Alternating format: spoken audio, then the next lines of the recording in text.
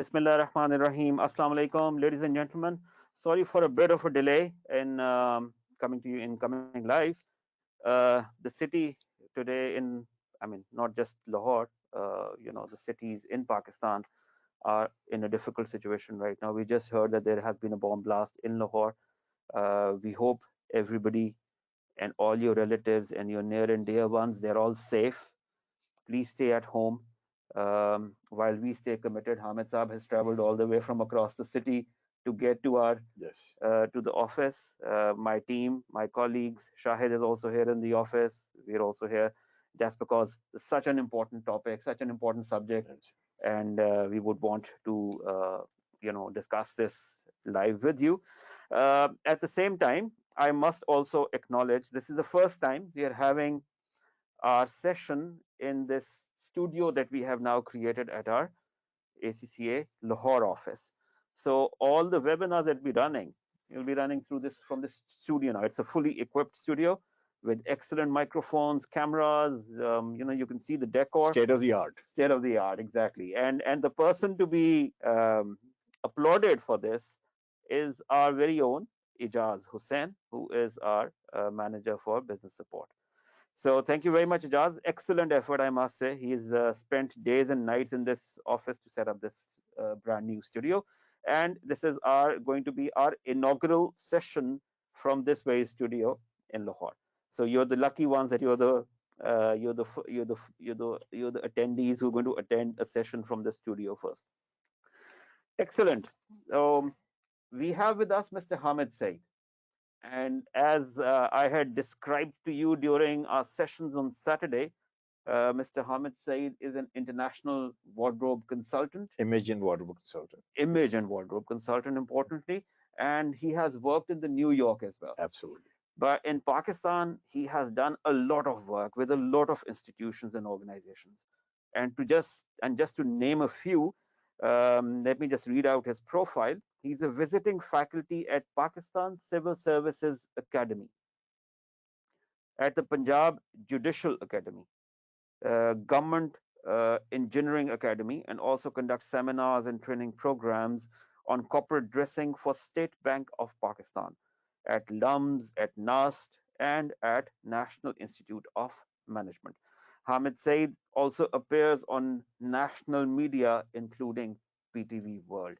So, cannot be a more appropriate person for the kind of discussion we are going to have today.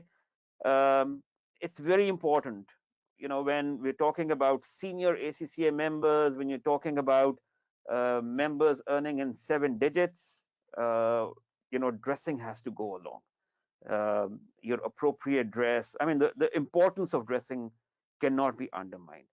Um, for this very purpose, we have this expert sitting with us today. So, Hamid Saab, without wasting any time, if you can hand over to you, Thank you very and much. Let's hear Okay. from you. Um, as you're told, Mohammed Said, first of all, I'm very, very grateful to ACCA and more importantly to the management here, Harun Jan Sahab. I mean, I didn't expect that it's going to be with me. I thought I would be doing the presentation alone myself. So I'm very appreciative of that. Thank you. And I tell you something, the studio is really state of the art. I mean, when I say that, I'm from New York, so you better believe it. And so I'm grateful for that as well. And I'm also very delighted to have you all here as participants. And let me tell you a little bit more about my story. I would say, just because I want to make my case more relevant to you, who I am and what I did in New York. First of all, my credentials. I mean, not to brag about my credentials, but to just tell you a little bit about how relevant they are. I'm a graduate engineer from UAT. So what I learned from there is logic and rationale. Inshallah, I'll be speaking to whatever topic that I'll discuss, whether it's coloration, whether it's style, whether it's whatever I'll tell you, I'll give you rationale for it. And the other thing I learned from engineering, which I want to relate to you, is that how to connect the dots. I mean, the world is today is like, it's all about connecting the dots. And what do you mean by connecting the dots is this, that you hear something, you read something, you observe something, and then you say, uh-huh. So that's the kind of skill set that I learned from there, which I applied it throughout my career. And the third biggest thing which I learned from engineering, which is relevant to what I'm doing today, is that how to solve a complex problem. And the way to solve a complex problem is, I mean, you see, like in life, business is full of problems, and who doesn't have problems? But many cases, people freeze when they have a big problem in front of them. And what I learned from engineering is that you take a big problem, and then you divide into small problems, and then the big problem gets solved. You solve, each small problems, and the big problem gets solved. So, building a wardrobe is not a small thing. I mean, it's a complex problem. Uh, for example, if we look at from your standpoint, CFOs and accountants, I mean, your stakeholders and the people, I would say your audience is very broad. I mean, you have an audience which is, you're catering to shareholders of the company. You also catering to the board of directors, the top management, and then the list goes on. Important clients, you also interact with them. Important vendors. I mean, without vendors, the company cannot run. There's a supply chain there, and then you have your industry and industry leaders, and then you have your trade organization where you have to go there and present yourself or your company. And then you also have your peers. You have to be in front of them all the time, and then you have your subordinates. So think about like building a wardrobe or building an outfit which serves to all these stakeholders.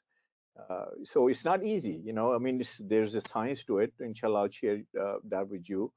So I have a comprehensive view about dressing, inshallah, which I will give you my take on that. And anyway, after that, I went to USA, right after doing my engineering. And guess what I did? I did MBA. So I know what accounting is. I know what finance is. I know, I mean, and by the way, I just, taught there a little bit also because I had this teacher was in me. And I figured, like, let me take a crack of it at it and see maybe this what where I want to spend the rest of my life. So I'm a born teacher, and so I can relate to you. I can relate to an accountant. I can relate to a CFO. I can relate to a CEO because of my MBA background and then teaching background.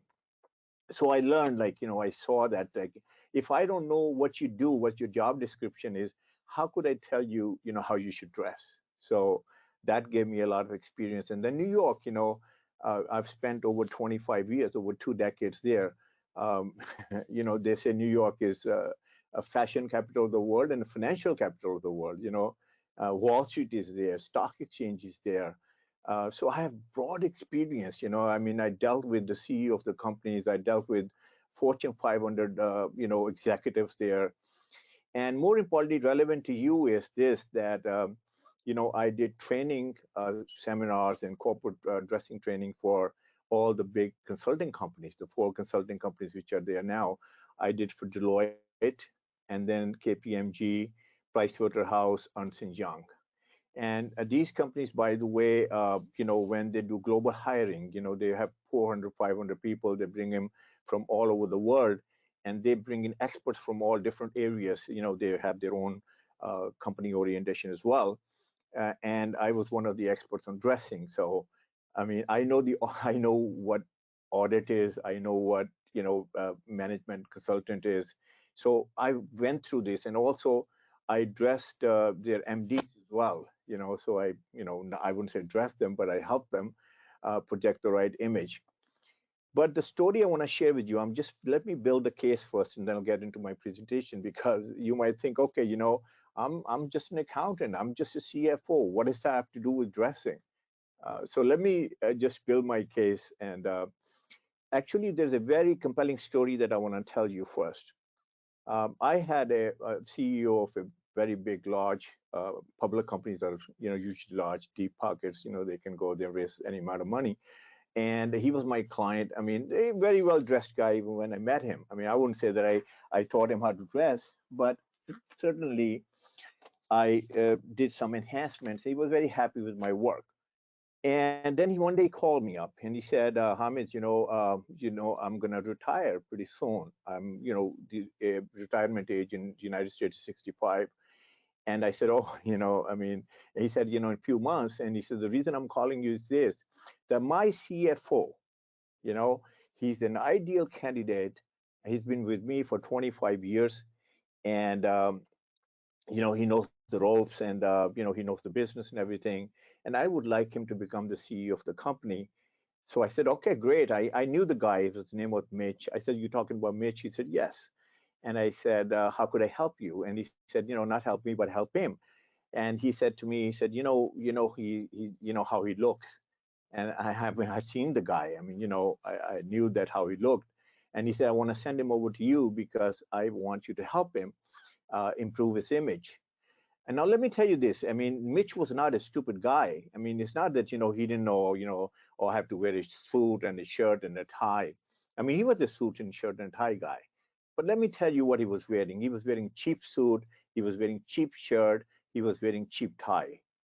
And let me tell you this. I mean, sometimes we think like, hey, people are not looking at us, so they don't know what's cheap and what's not cheap. Believe it or not, they know it. So anyway, so I called Mitch and I said, Mitch, why don't you come in? We'll talk. And he knew what the call was about. So anyway, he visited my showroom. Now, I always do my homework before I meet anybody. So I had done my homework. So what I did was, I laid out the swatches because I do customized personalized clothing. So I laid out all the swatches of suits, which I thought were more, I would say, relevant to him, and the shirts and the ties and the whole 9 yards. So he came in and I said, Mitch, I said, for you, I have only one sentence presentation. He said to me, only one sentence presentation. I said, yes. And he said, okay, go ahead. And I said, now I know that you're running for president of the company, the CEO of the company. I said, in your look and your image, you must look presidential. That's all he said. I didn't have to say anything more. And he said to me, he said, he says, yes. I said, you're right. And I said, now let me tell you how you're going to look presidential. And then I talked about a little bit about the interviewing process. And any one of you, if you have gone through that process or you will go through that process, is the due diligence is quite a bit, especially when you are going to be selected for president or CEO of a public company. They're all stakeholders there, and you're going to be interviewed like maybe 5-6 times by different people. So I said to him, I said, Mitch, one suit's not going to cut it. If you think like you have a good one suit. And he said to me, so what do I need? And I said to him, I said, you need about 5 suits with a bunch of combinations so that you don't, go there for interviews and you look like you have only one suit. So anyway, I put together a whole wardrobe for him. And I remember this is like way back there about 15 years ago, the story I'm telling you. I think it probably the whole package cost him about $5,000, in those money on that, during those days, maybe about 5 lakhs. So I suggested to him, he was very happy. He said, something, I really want to do it, but can I sleep on it? And, I said, sure, why not? Now I knew exactly what's going to happen. He's going to go home. He's going to talk to his wife, and his wife is going to say, hey, you don't need it. Anyways, he called me. The same thing happened in the morning. He called me up. He says, Hamid, I have a, he wasn't that excited, when he was with me. And he said to me, he said, I talked to my wife and, I was telling her about you, and I have good news and bad news. So he said, okay, what's the good news? What's the bad news? I said, it's both, by the way, both news are for you, not for me. So he goes, the good news, I'm going to do it. But the bad news is I'll wait because my wife said, I said, what did your wife say? I knew exactly what his wife would have said, but I just wanted to confirm. And he said, well, what my wife said is that, Mitch, yes, you should be having all these clothes, but remember, these clothes are for president, and you are not president yet. That's what she told him. And I said, something, that's exactly the point, and she's missing the point. So anyway, the story goes, long story goes, I'll make it short. What happened is that he didn't go for it, and then he went through the entire due diligence, and in the end, he was not selected. He was not selected. So I was curious, I called up, I knew one of the girls there who used to take the minutes of the meeting, the board of directors meeting. I said, Barbara, I said, what happened? I heard Mitch didn't get selected, he was not appointed, not selected. And she said, yeah, you're right. And I said, well, what happened? Why? He's a nice guy. He's got the experience. He's got the talent. He's qualified. He's given his life to the company, 25 years. I mean, what else he needed him? I knew exactly what the reason is, but I just wanted to hear from her. You know what she said to me? She said, Hamid, he was not selected because he didn't have the polish. He didn't have the polish. What is polish? I'll talk to you about that. What's refinement? I'll talk to you about that. What's sophistication? I'll talk to you about that. But let's talk about the economic impact of it. Somebody might think, okay, so what? He didn't get selected, so what's the big deal? Then let me tell you this, what's the big deal there? Now, this guy was making $200,000, Mitch, and the president or the CEO of the company was making $650,000 a year. What's the difference? $450,000. Now, president is retiring at the age 25, 65, and this guy was, I think it was in early 40s. So he had probably 20, 25 years to go. Do the math. I mean, not only said this, that he just lost his big opportunity. And you guys are, you're CFOs or you're controllers or you are into accounting. I mean, do the math in terms of if you take all that money and compound it, imagine how much money will be there. And if you had invested that money, wisely, where could you be? And this is only one part of this. I mean, the perks that you get when you become a CEO. I mean, stock option, this, that whole bit. So, I want to tell you this, that what I have here today to discuss is a very serious thing. It's about your career. And you know something? We spend so much time to build our career. Talk about education, talk about ACCA. I know their rigorous program and everything. You don't just become accountant just like you snap the fingers, you're an accountant. I mean, I'm an engineer, so I knew that how hard I worked. When I did my MBA, I know how hard I worked. So you have worked so hard to build a career. So, I mean, what about your image? So let me take it further down. I want to talk about the, how a CFO, how a controller, how an accountant, what should be the look. Now, I did a lot of research before I came in because I do my homework. I knew a lot about this, but then I said, okay, ACCA is inviting me. I'm going to be your official image and wardrobe consultant for ACCA. Thank you very much for that. And I'll be helping you all along your career. It's not only going to be one session. So I did some research and I said, okay, I went on Google. I said, what are the traits of a CFO? What are the traits? So I came up with these traits. I mean, through Google. Number one, trustworthiness and credibility. So is it true or not? True, 100%. I mean, if an accountant, if a CFO is not trustworthy and credible, I mean, who else should be trustworthy and credible? You talk about money. You're dealing with money. You're dealing with companies' money. You're dealing with clients' money, right? Am I right? 100%. And then the second trait, I mean, trustworthy, credible, I think is one. Integrity, right? Would you agree with me, sir? 100%. If you go there, top of the list, integrity. And what is integrity? Integrity is I mean, you do what you say. You're not going to say, we're going to have this much growth in the company, and we're going to do this, and we're going to have sales, and then you don't. I mean, imagine if you have to deal with SEC and, you are a public company and all that, they'll kill you. I mean, the shareholder will kill you. So anyway, integrity is great. And then you also have to have honesty. I mean, if you're not honest, then forget about that. The game is over. So you have to have, and then you have to have communication skills, right, sir? Would you agree with me? If a CFO doesn't have a communication skills, or if you're top level accountant, or whatever that you may call yourself, controller, or whatever your position is, if you don't have communication skills, let me tell you this: you may be the smartest guy in the world, you may be more qualified than anybody, but you can't communicate, you can't work with people, you can't convince them, you cannot. I mean, accounting is not just bean counting nowadays. I mean, it's like taking the team and taking them, driving them to the next level and all. That's the communication skill.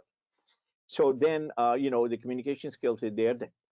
Then comes the leadership skills. If you don't have leadership skills, again, you may be just, you'll go up to here and then you won't go further. Now, let's talk about one by one about these skills. I mean, these traits. Now, you are supposed to be trustworthy and credible, but do you look trustworthy and credible? Right? This is a $1 billion question. I mean, you may think you look trustworthy and credible, but do you know the science of it? Do you know what colors make you look trustworthy and credible? Do you know what styles make you look trustworthy? Believe it or not, styles also make you look trustworthy and credible. I'll discuss that with you. And then we talked about honesty. Okay, I mean, how many times we meet people, we meet one-on-one, and we say, everything's great, but this guy doesn't look honest, right, sir? We have intuition. We say, I'm not going to do business with this guy, whether it's a vendor or whether it's like you're hiring somebody. So, okay, you're an honest guy, but do you look honest? So that's what we'll talk about. And then in integrity, you're a guy with integrity, and then okay, you come across like that. You're a guy like integrity. And then we said about communication skills. Okay, so yes, when you speak, you're very smooth, and you know your subject, you have the grip on their content and everything, and you make your case very compelling case. But what do you communicate through your clothing? What do you communicate through your dressing? What do you communicate through your attire? What do you communicate through your personality? I'm talking about nonverbal communication. So it's extremely important, nonverbal communication. True. And then we come to the last part, is the leadership. Okay, so you have leadership skills, but you look like a leader. Do people say to you and see you and say, something, he looks like a leader? So you see how important this dressing is. My friend here, Harun Jansab, opened up with this, that don't think dressing is not important, and we talked about the important. But I'm getting into nitty gritty of this. I'm getting into like more. We're gonna develop further into it. So this was the opening. I was just I want to like a good lawyer. I want to build a case. If I can't build a case, I mean, why would you listen to me? So I think, just very yes, sir. quickly, I Yes, sir. remember the meeting that you're having in Sajid's room the other day. Yes, sir. You came in. You mentioned the attire of Mark Zuckerberg Right. and Steve Jobs, and both these individuals thought that spending time on dressing Right. is something that they would Right. want to avoid. Right. And they would come in t-shirts and jeans, and most IT professionals do that. Sure. And many accountants, by the way, started doing this. Doing this as well. How did that change? And then you mentioned, when their appearance in the U.S. Senate. Yeah, right. So Exactly.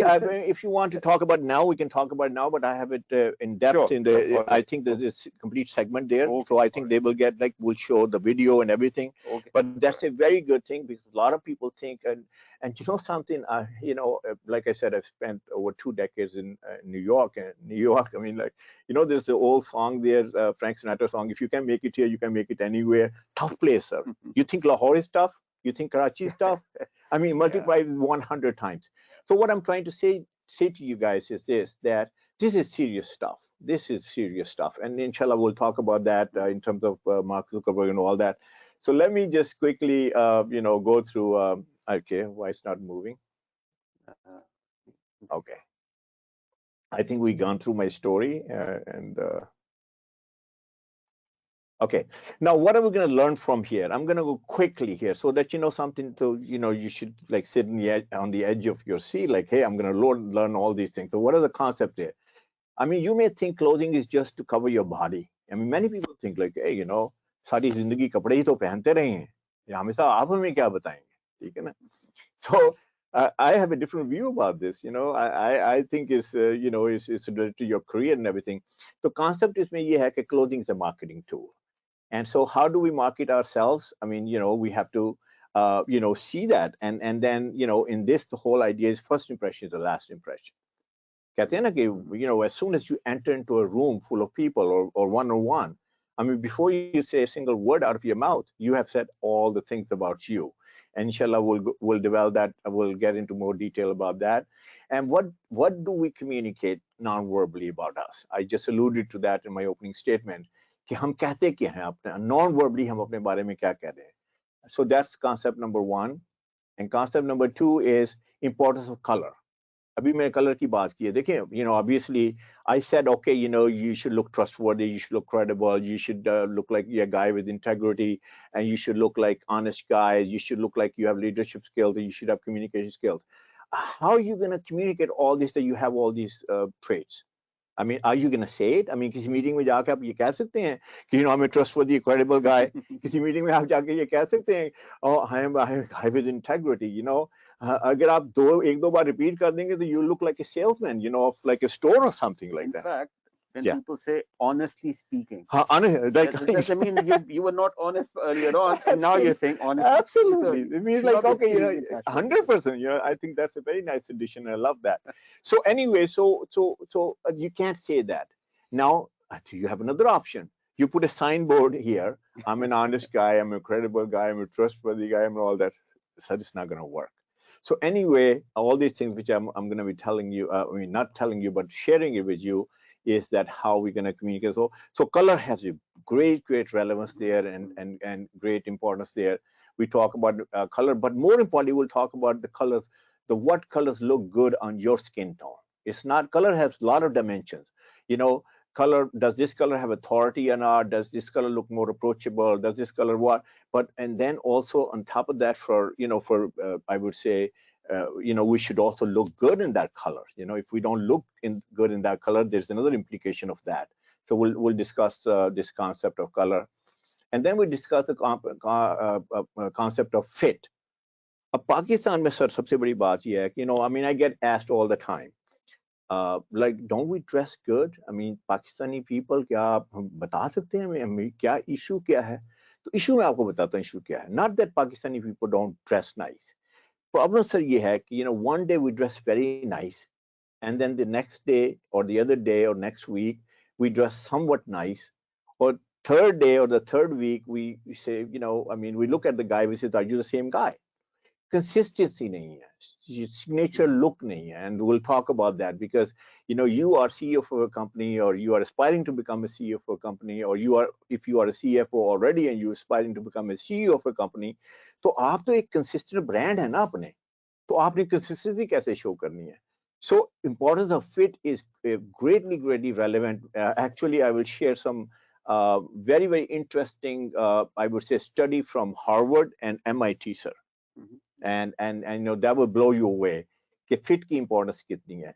And then obviously the question is, what fit is best for my body type? Inshallah, we'll go into different body types. Concept number 4, importance of style. You know, hey, what style should I wear? Should I wear a very slim fit?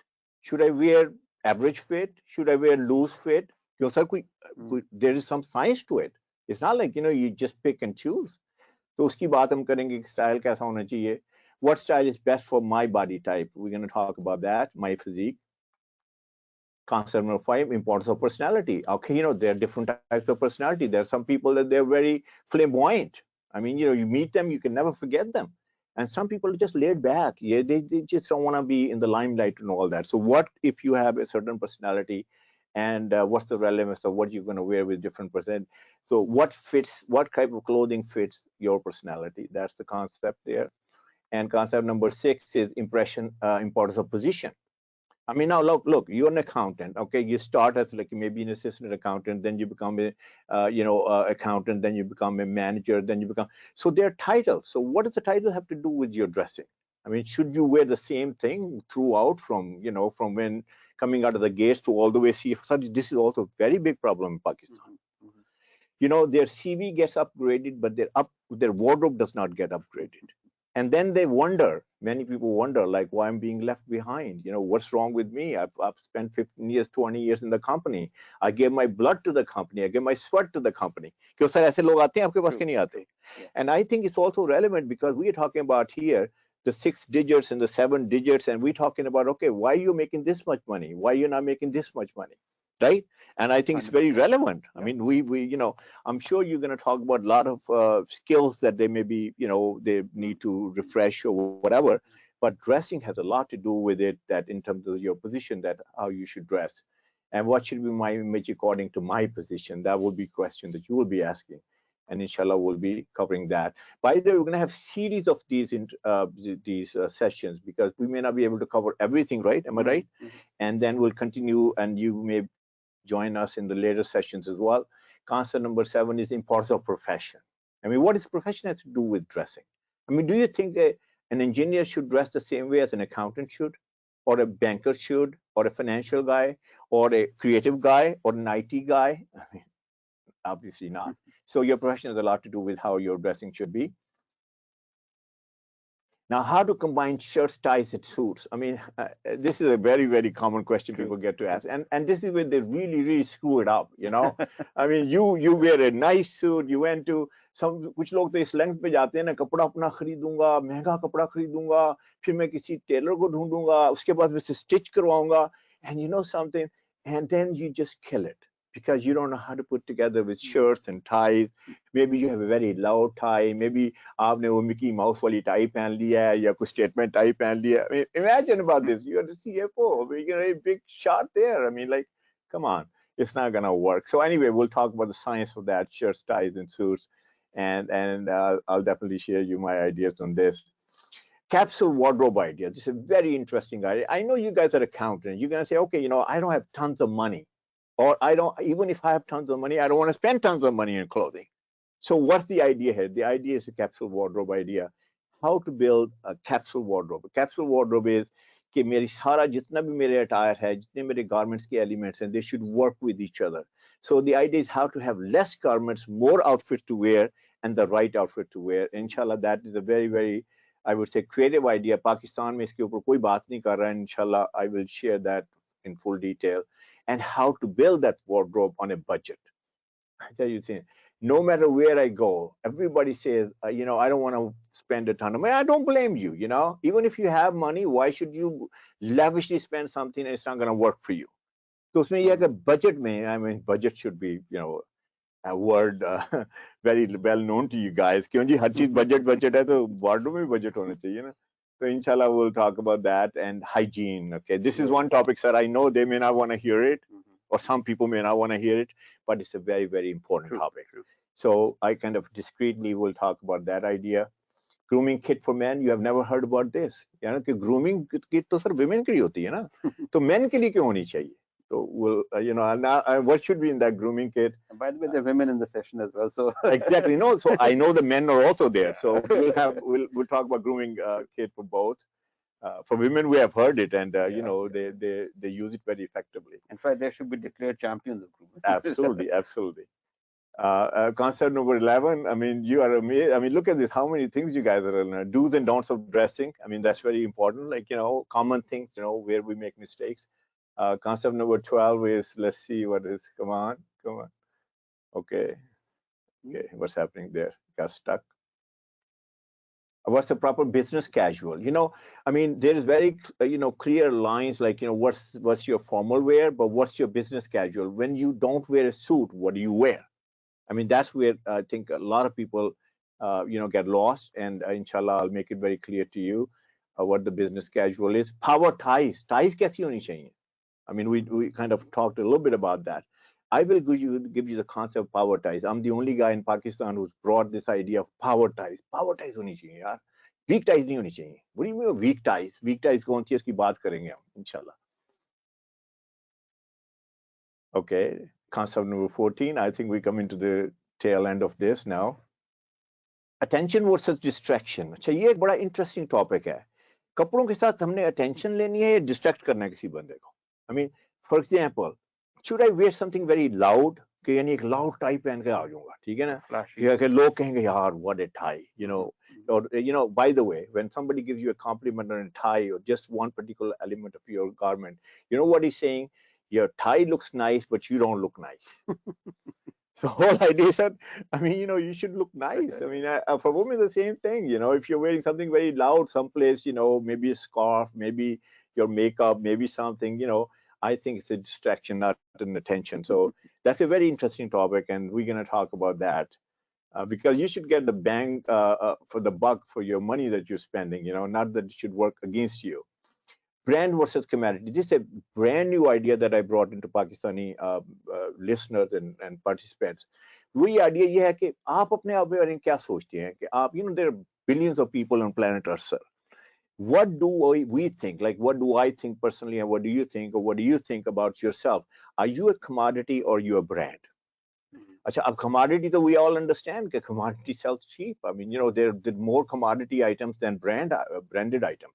So what we have to think about is who are we? But if we think that we are a brand, because brand commands more respect, brand commands more price, and in case of your employment packages and all that, if you're a brand, you're definitely going to command, because we are talking about here increasing your salary level from here to here, right? So ये है ना, तो brand बनेंगे तो package यहाँ आएगा ना.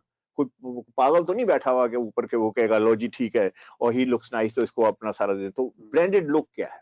So इसके ऊपर हम बात करेंगे कि हमें ब्रांड कैसे बनना है, and more importantly, how to establish ourselves as a brand. Brand लगना कैसे है, कि ब्रांड लगता कैसे है. भाई इसके थोड़ी सी मैं बात कर दूं. अब देखें जितने ब्रांड हैं उनकी एक कंसिस्टेंट लुक है. फॉर एग्जांपल एक मैकडॉनल्ड को दे लें, फूड का ब्रांड है. तो M जो है, like that M, it's a symbol of their brand. Now imagine one day M is like very long, one day M is fat, and one day M is flat, one day M is skinny. M is not going to be M. McDonald's is not going to be McDonald's. A brand is not going to be recognized. Same way as us. Like, you know, एक दिन मैं बहुत tight कपड़े पहन लेता हूँ या पहन लेती हूँ, एक दिन मैं बहुत लूज कपड़े पहन लेता हूँ या पहन लेती हूँ, and one day we look very, you know, kind of wearing tight clothes, one day we're wearing loose clothes, one day we're somewhere in the middle. तो हमारी consistent look नहीं है. So obviously it will be very hard to establish ourselves as a brand. And concept number 16, we'll go through the myths of dressing. अच्छा sir, यहाँ पे थोड़ी सी break लेते हैं.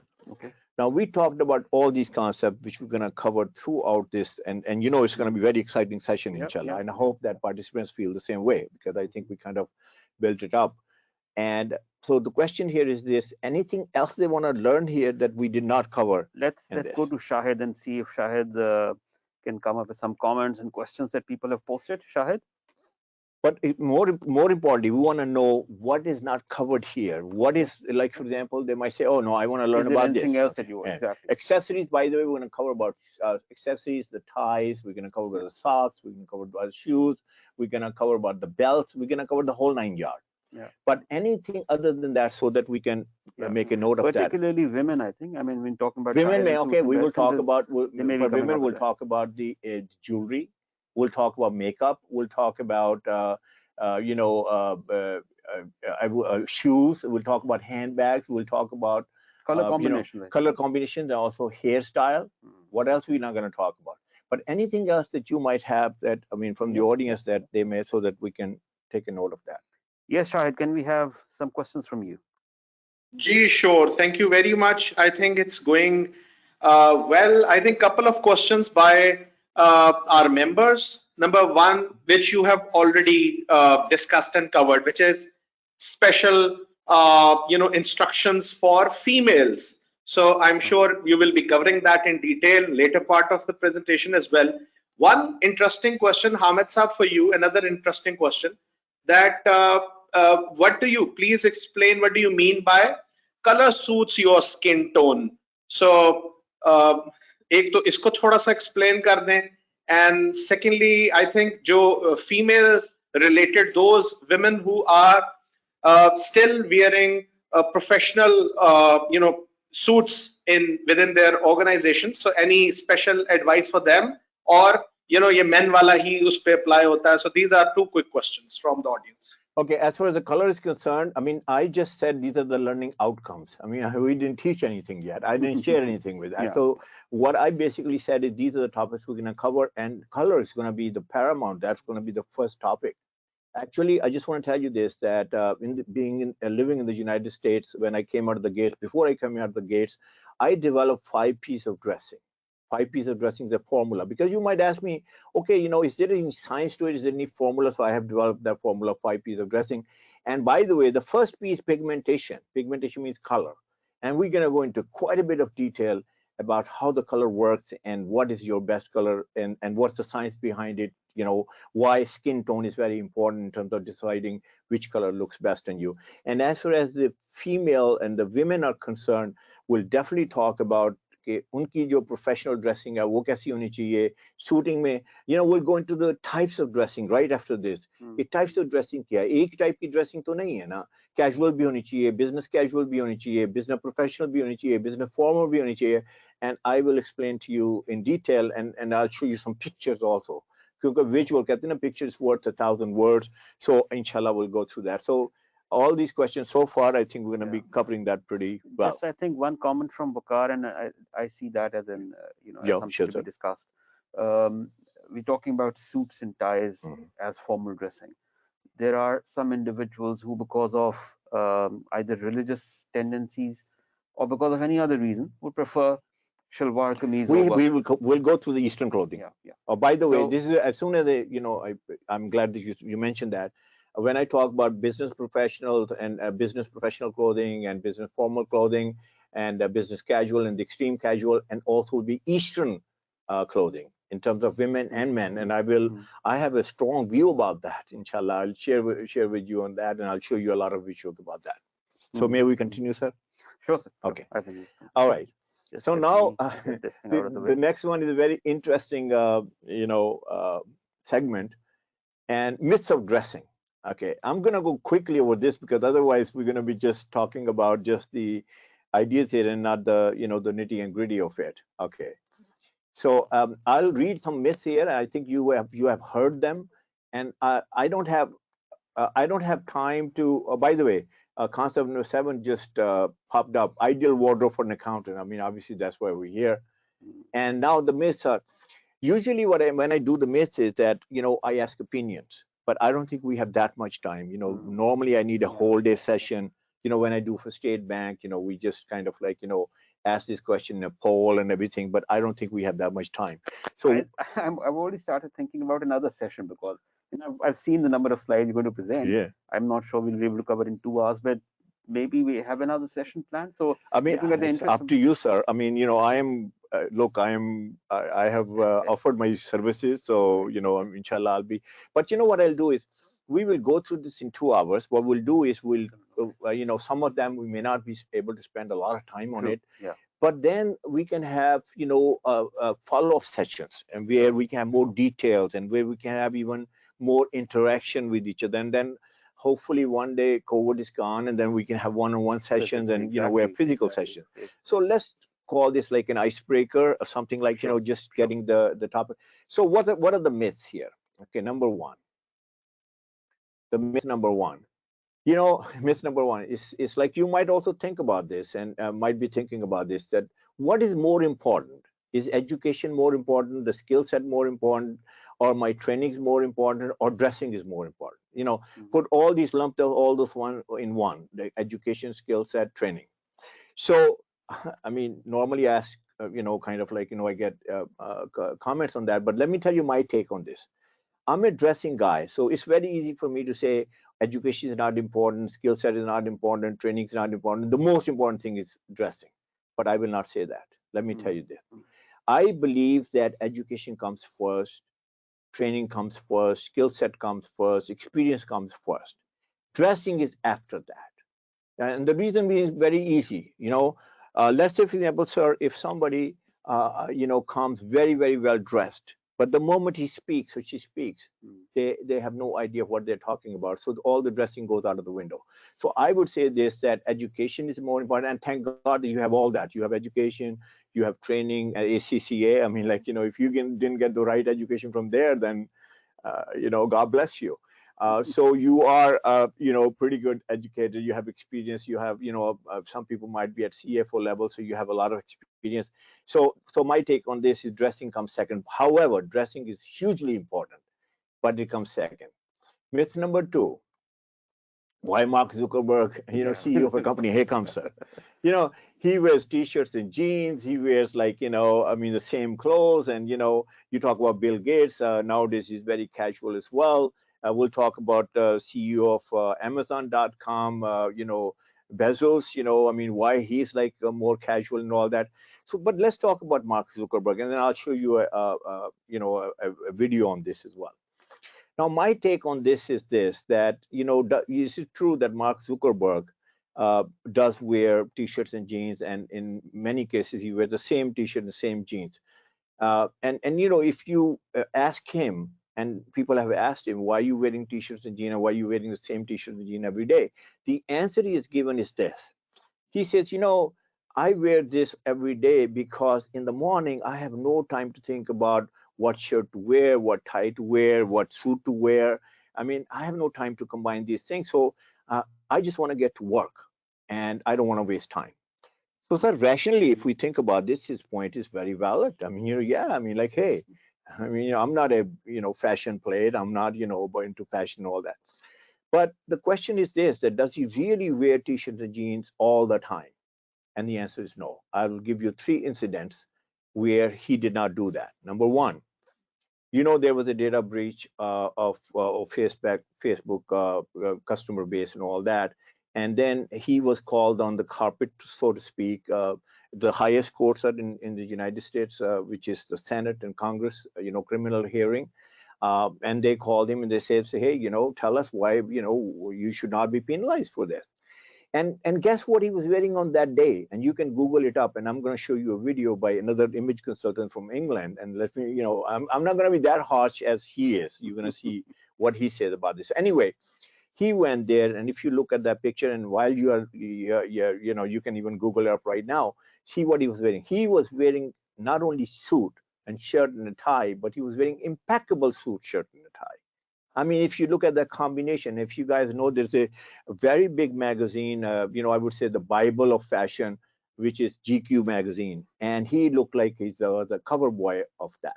Now, why Mark Zuckerberg took this, 360 degrees turn?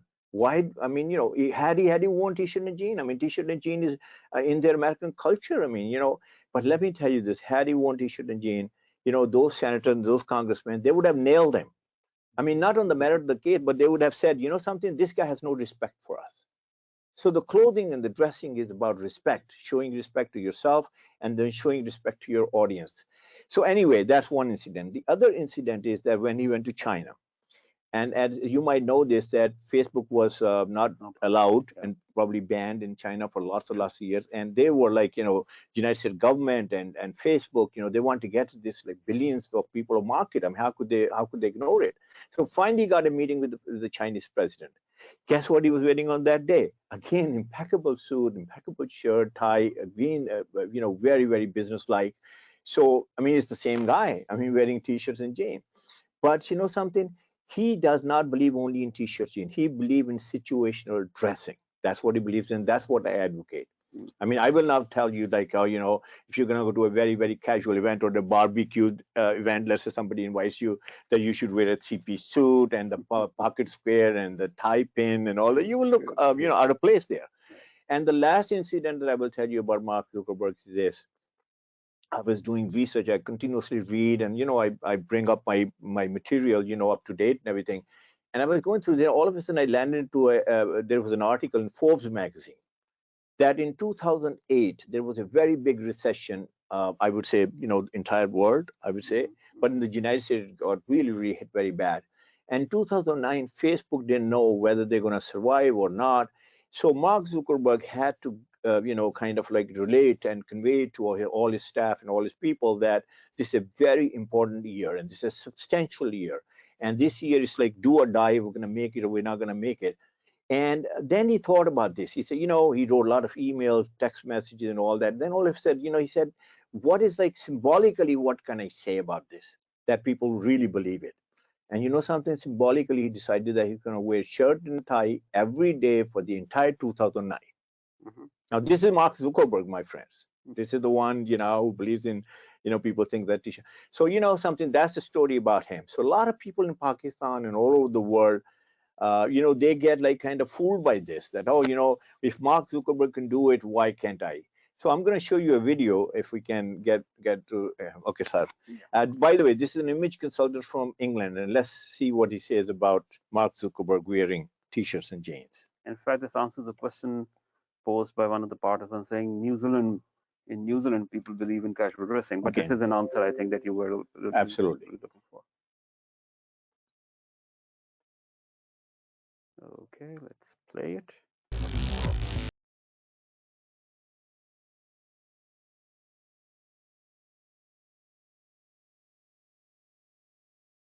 The Harun sir, we can't see the video.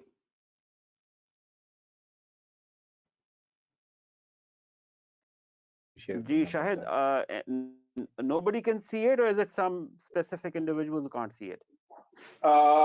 Yeah, I think we have seen one query, and then myself, I think I cannot see, which means the entire.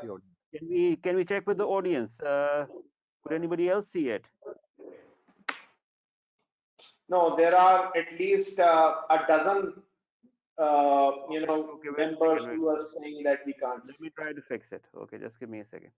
Oh, there's somebody who's saying I can see the video. All In right, let's separate, try to fix it. Okay, just give me a second. Some people are saying it was visible, some are saying it was not. So let's try to close this. I think if you can open it up in a separate window, I think then they'll I see think it. there's another window open which is causing this issue. So let me Okay, just. all right. Okay, here we go.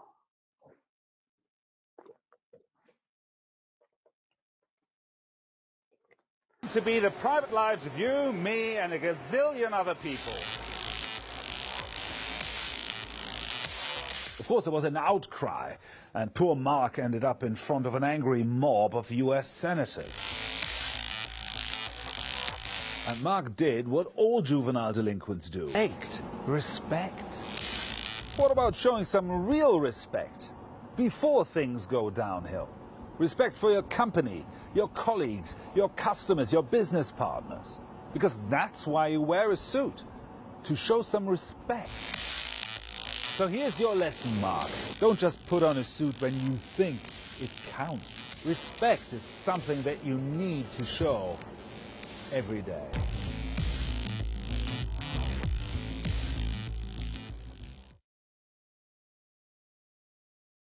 Yes, sorry, was it visible now, Shahid? Unfortunately, no. So, Uh-oh. Okay, sorry for that. We'll try to fix it, but in the interest of time, let's continue for now. We can come back to it. And we can come back to it. Okay, great. yeah, but the good part is some of the participants have actually seen that. So Yeah, because that could be because their internet connection could be a little compromised, and that's why. But he's not seeing it here. Yeah, that's important. Okay, so Okay, all right. So let me continue. We're gonna excuse me. We're gonna let me take a sip of water.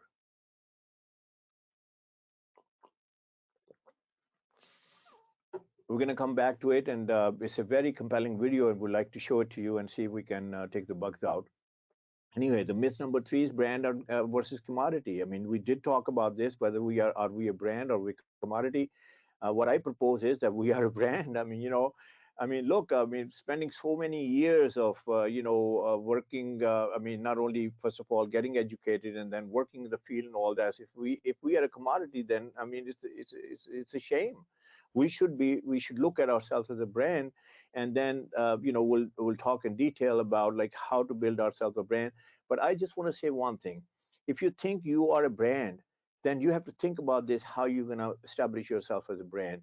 Not only establish yourself as a brand, how to promote yourself as a brand, how to present yourself as a brand, and then eventually how to make your brand, I would say, famous. So that will be the aspect of this from a brand versus commodity aspect. And let's go into the next myth here is, I mean, how to establish ourselves in a brand. Myth number 5. I mean, this is a little bit more detailed. I mean, actually, it's like, okay, why haven't you have? I mean, do we need to learn about dress grooming? I mean, haven't we learned it all? I mean, like, I mean, we are not walking naked. I mean, we are wearing clothes. तो इसमें जो myth है वो क्या है? I mean, there are a few stakeholders that I'm going to discuss with you in a little bit more detail. These are the stakeholders that we go through through our life, where we could have learned dress grooming, or we could have learned grooming. The first institution we face is home. And in our home, let me tell you this: the most, I would say, biggest force to reckon with is our mother. I mean, by the way, on another note, when I was in the United States, I mean, I'm spending more time now. I'm spending more time here in Pakistan, and in America, they think like mothers in Pakistan are oppressed. And I said, mother in Pakistan oppressed my foot. I mean, mother controls here. I mean, from what I saw, I mean, like in my home, I don't know which homes are there where mother is not a controlling factor. So anyway, in home, I tell you something. Why is it not moving? Can you move it to the next screen just for a second? By the way, I want to say one thing about the mother. I mean, I must say this. Pakistani mother is the best mother in the world, and I tell you why. Because Pakistani mother, despite of all the economic challenges, there's not enough money to go around, and especially in a home which is being there's honest earning and honest money coming into the house and earning coming into the house. So there's not a lot to go around. But something, despite of that, and you know, she has to take care of our food, and she has to take care of our education, she has to take care of our lots of other things, you know, mehman nawazi bhi se mein hai, sara kuch hai, family ki take care karna hai. But you know something, she has made us so capable that we are, I mean, I believe that I am today what I am today is because of my mother. I'm sure that you feel the same way. So I would say that first of all, let's clap for all our mothers, because you know, we wouldn't be here today if it was not because of our mother. But let me tell you that the reason that you know, I think that we don't learn grooming there, uh, you know, especially boys, men could relate to that more than women, because I'm not a girl, I'm not a woman, so I don't know how mother treats a girl or a woman, or her daughter. But boys are, you know, when we were growing up to, let's say, I say age 14, तो सबसे पहले माँ क्या करती है, वो कहती है इसको बड़े साइज के कपड़े पहना दो। बड़े साइज के कपड़े क्यों पहना दो, इसलिए कि अभी इसने बड़ा होना है। So I mean, I don't know about you, but I know, क्यों sir, would you relate with that, कि हमारी पैंट लंबी है, हमारी you know शर्ट लंबी है, हमारी you know कोट लंबा है, and even belt जो है वो उसके loops में ही पूरी आती है, you know, and the irony of this is, जिसे कहते हैं एक और जुल्म, कि shoes भी double size के पहना दो इसको, so we are not able to walk. So until then, I mean, like, you know, we look like buffoons, you know, हम walk कर रहे हैं, हम school जा रहे हैं, you know, and you know, if there is somebody there who belongs to an affluent family, well put together, वो हमारे ऊपर हंसता भी है. So guess what happens, you know, now mother, you know, obviously she doesn't, you know, she's not doing it on purpose, you know, she wants us to be very successful and build confidence. लेकिन इससे confidence हमारा build नहीं हुआ. But actually it dawned on me, because you know, I do one-on-one consultation, and people do come to me for wardrobes and all that as I make their wardrobe. So it dawned on me that why Pakistani men are wearing pants which are too long, यहाँ तक लंबी होती हैं. तो मुझे, you know, I fight with them, I reason with them कि यार pant की लेंथ इतनी लंबी नहीं होनी चाहिए, इतनी ब्रेक क्यों है.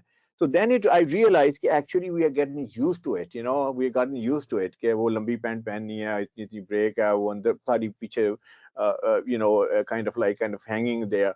So anyway, so we don't learn much from home. That's our first institution. I mean, and the other thing is, you know, our mothers are not trained in there. They're not trained in color psychology. They're not trained in style. They're not trained in fashion. They're not trained in trends and all that. So bichari, they do their best. And then as soon as we get out of our you know, circle of you know, family and all that, so we get into move into circle of friends. अच्छा, अब friends में क्या है? I mean, you will definitely agree with me on this. If your friends are messy, sloppy, and disheveled, you will never look nicely dressed, because you won't even dare to wear something that you look great and you look, because you know they're gonna kill you. So friends, we don't learn much from there either. And then the third stakeholders are brands. This is a new phenomenon in Pakistan for the last, I would say, 15 years or so. अच्छा, brand में क्या है? Brand में सबसे बड़ी problem क्या है कि brand का जो salesman या saleswoman है. I mean, if you look at their education level, sir, you know, I'm not putting them down by any means. You know, I mean, कोई पढ़ नहीं सका तो, you know, maybe there were a lot of reasons why they couldn't be as educated as we are. So I'm not putting it down. But because उसकी education बड़ी, you know, like a metric fail है, या BA fail है, या FA fail है. So how could he guide you कि आपके ऊपर clothing कौन सी अच्छी लगेगी? He doesn't even know anything about professions. He doesn't know कि आप क्या करते हैं. बल्कि I would say this to you. I mean, you must be wearing brands, man, woman, doesn't matter. और आपको आज तक कभी किसी brand में गए हो तो उन्होंने पूछा हो कि आप इससे पहले कि वो चीजें suggest करें कि, you know, wear this, wear that, what do you do for living? I can guarantee you nobody's ever asked you that. अच्छा, दूसरी बात और भी है कि उनका फोकस नहीं है, उनकी ट्रेनिंग नहीं है बेचारों की. मर्चेंट लोगों ने ये ब्रांड एस्टेब्लिश किए हैं यहाँ पे पाकिस्तान में. I mean, I'm not taking away the, you know, the good things with the brand. You know, they provide convenience. आप जाएं वहाँ से खरीद के, you know, you can wear it next day and all that. So they're doing a good job in regards to that. But as far as the grooming is concerned, you cannot learn grooming from there. So brands are out of questions when it comes to grooming. And then comes our society. I mean, what did we learn grooming from our society? हमारी society Pakistan में especially बड़ी laid back है. हम लोग क्या कहते हैं? कर लेंगे, हो जाएगा, कौन सी जल्दी है? That's है कि नहीं sir? बल्कि एक funny story है, you know, I used to come to Pakistan many years ago. I have a unit here, you know, I used to make shirts and still do. export karte the United States mein. So one time I came in here in Pakistan and I said, okay, let me go to my factory, let me go to my unit and see how people are working there. And I got there before 9 because 9 o'clock the factory starts. मैं आपको attitude की बता रहा हूँ, laid back attitude की पाकिस्तान में. So anyway, I got there before 9 and there's a guy there, a stitcher. तो वो आया 9 बजे ही है, लेकिन वो 10 बज गए सर, वो काम ही नहीं बैठ रहा, कभी इधर जा रहा है, कभी इधर जा रहा है, कभी इधर जा रहा है. So finally I asked him, I called him, I said, what time do you start? He said, sir, 9 o'clock. मैं कही तुमने तो अभी काम भी शुरू नहीं किया. तो मुझे आगे से क्या कहता है, आगे हैं, वो पंजाबी में कहता है, आगे हैं, कर लांगे, कौन सी जल्दी है, मर तो नहीं जाना, जान तो नहीं दे देनी. So that's the kind of attitude. So dressing में हमारा एटीट्यूड जो है ना वो भी ऐसे ही है कि ठीक है कर लेंगे, कौन सी बड़ी बात है, but we will definitely go into detail about that, how to cover that. Now myth number 6, I need a lot of money to dress well. ये बहुत बड़ा myth है सर. पैसे होंगे तो ड्रेस अप होगा. उसने वो मिच ने तो उसी वक्त उसको अपना उसकी वाइफ ने वीटो कर दिया था ना. तो I mean, do you need a lot of money? I don't think so. I can prove it to you. And if you come to me, I can actually make a wardrobe for you within your budget. And I tell you something, you're going to be rocking there. I mean, the right color, the right styles and everything is possible. You don't have to spend a ton of money. All you need to know is how the colors work, how the styles work, how, what kind of a look you should have as an accountant or as a CFO or whatever your position is. But you need that knowledge. So, you don't need, I have good news, you don't need a lot of money to dress well. Myth number 7 is, this is like common thing, and it's pathetic, and a lot of people get hurt because of this. They think that my promotion is based on seniority. ठीक है, मैं company में आ गया हूँ, मैं 10 साल के बाद, 15 साल के बाद, I'll be made CFO, and then maybe if I get lucky, I'll be CEO of a company one day. Seniority based. There may be some truth to it because seniority is important, but is seniority is going to get you to that place? I don't think so. I think that even though that you are, no matter what position you are, I think dressing is extremely important. And जहाँ पे government job की बात है, जहाँ पे ज्यादा seniority count करती है सर, वहाँ पे भी मैं आपको ये बताऊंगा कि I have talked to a lot of people in very very good positions, जो सेक्रेटरी लेवल के लोग हैं, पॉलिसी मेकर्स हैं, वो भी मुझे ये कहते हैं कि there is always a discretion that we have, and in evaluation process there's always something that they are noting it down, that how you dress and also. So this is also a myth. Don't think about this that you're going to just do the time and then get the the promotion. It might not happen. So be careful about that. Okay, let's see. Here's myth number 8. Okay, this is a typical, I hear it. I'm not a fashiony guy, I'm not a trendy guy, I'm just an accountant, I'm just a CFO. What does it have to do with this? Why I have to look like, I mean, fashion doesn't apply to me. I would say this, there's some truth to it, कि fashion तो नहीं है, हम तो fashion plate तो नहीं है. I'm a CFO of a company, I'm a controller of a company, I'm a senior manager of a company, accounting wise. And why should I pay attention to fashion and trend? I would say that fashion and trend is not everything, but we must look updated, we must look contemporary, we must look with times and everything, we must look current. Why? Because everything else is state of the art. हमारी company state of the art है. I mean, can you imagine you are pushing a company which is not state of the art? You आप जाते हैं, नहीं यार हम तो पुराने तरीके से product बना रहे हैं. I mean, who's going to listen to you? Okay, so everything is our operations is state of the art. और हमारा जो है वो even our supply chain जो SAP पे चल रहा है, सारा कुछ है, and all that. So shouldn't we look state of the art? I think we should look state of the art. Maybe not that fashionable, maybe not that trendy, but we must look the part. And then this is also a myth. Most people I see at work, they dress worse than me. It's not spelled correctly there. So ये sir है कि लोग कहते हैं कि वो फलां आदमी तो बहुत मुझसे भी worse dress की है, तो why should I dress better? And I tell you something, you should not look at others. You should look at yourself and say like you should look the part. Why proper dressing is important. And now this is I'm going to spend a few minutes anyway. If we want to have any discussion on this myth, we can have and then we're going to get into what is the Islamic view of dressing. Shahid, any questions about the myths?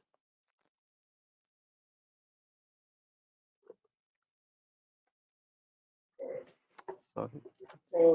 Ji Harun Sahab. Gigi, we're looking for questions about myths. So if the audience has any questions, if they can type them up, and Shahid can then put them up on the screen, or put the questions to the panelist. I mean, that's one question that I have in front of me. Please tell us, how do those colors work? When will we go deep into the knowledge part? Okay, They want to get jump to it. right in. Okay, all right, okay. Getting We're gonna, impatient. yeah, this is just the Islamic view on dressing, and then we're getting right into the meat of it. I'm sure that color is like, we're not gonna finish the presentation until we talk color in detail. Okay, so let's go over this quickly. I want to cover this because we are Muslims, thank God, and it's Ramadan. And how could we talk about anything without talking about what is the perspective of Islam and our deen on it? So I would, want to take like a couple of minutes on this. दो आयत हैं कुरान में जो लिबास के बारे में बात करती हैं। एक आयत ही है कि अल्लाह ताला कहते हैं कि लिबास मेरी पहचानों में से एक पहचान है। तो अब हम अगर थोड़ा सा उसको सुने तो हमें समझ नहीं आती कि लिबास अल्लाह ताला की पहचान कैसे बन गया। तो जब तशरीह में जाते हैं तो फिर हमें समझ आती है कि लिबास अल्लाह ताला की पहचान कैसे है। अल्लाह ताला फरमाते हैं कि जो चीज़ मैंने बंदे की फितरत में डाल दी है वो मेरी पहचान है। जैसे ज़मीर है हमारा, ज़मीर हमें बता देता है कि what's right, what's wrong, what's हलाल, व्हाट्स हराम।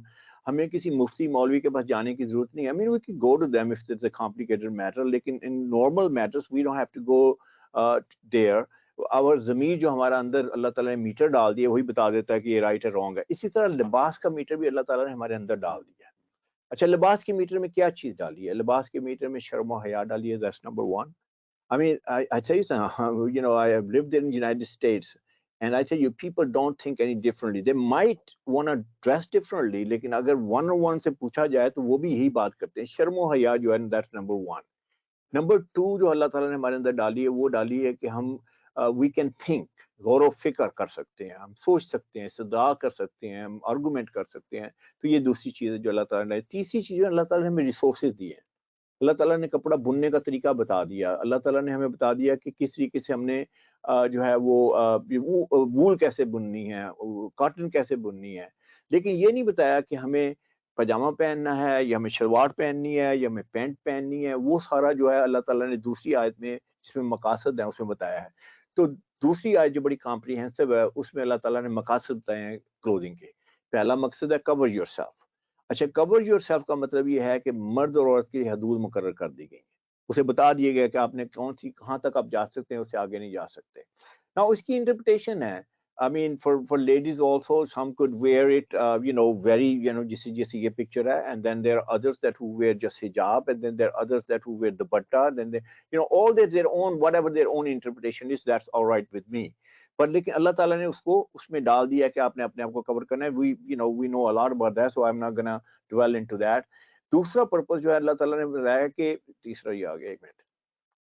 दूसरा पर्पस बताया कि टू प्रोटेक्ट योरसेल्फ। लिबास जो है प्रोटेक्शन के लिए है। हमने सर्दी में क्या पहनना है, गर्मी में क्या पहनना है, हमने बारिश में क्या पहनना है, तूफान में क्या पहनना है, डिफरेंट ओकेजन पे क्या पहनना है। अल्लाह ताला ने हमारे अंदर इतनी कॉमन सेंस डाली है और प्रोटेक्शन के लिए बनाया है। इसलिए कि अल्लाह ताला लव्स अस। जिस तरह एक माँ जो है अपने बच्चे को किस तरीके से वो सर्दी में बचा के रखती है, गर्मी में उसको मेक श्योर करती है ही और शी इज कंफर्टेबल। सो लिबास का मतलब है कि प्रोटेक्शन। बट लास्ट जिस पे हमारी बात है सारी वो है, टॉपिक है हमारा कि how to look beautiful.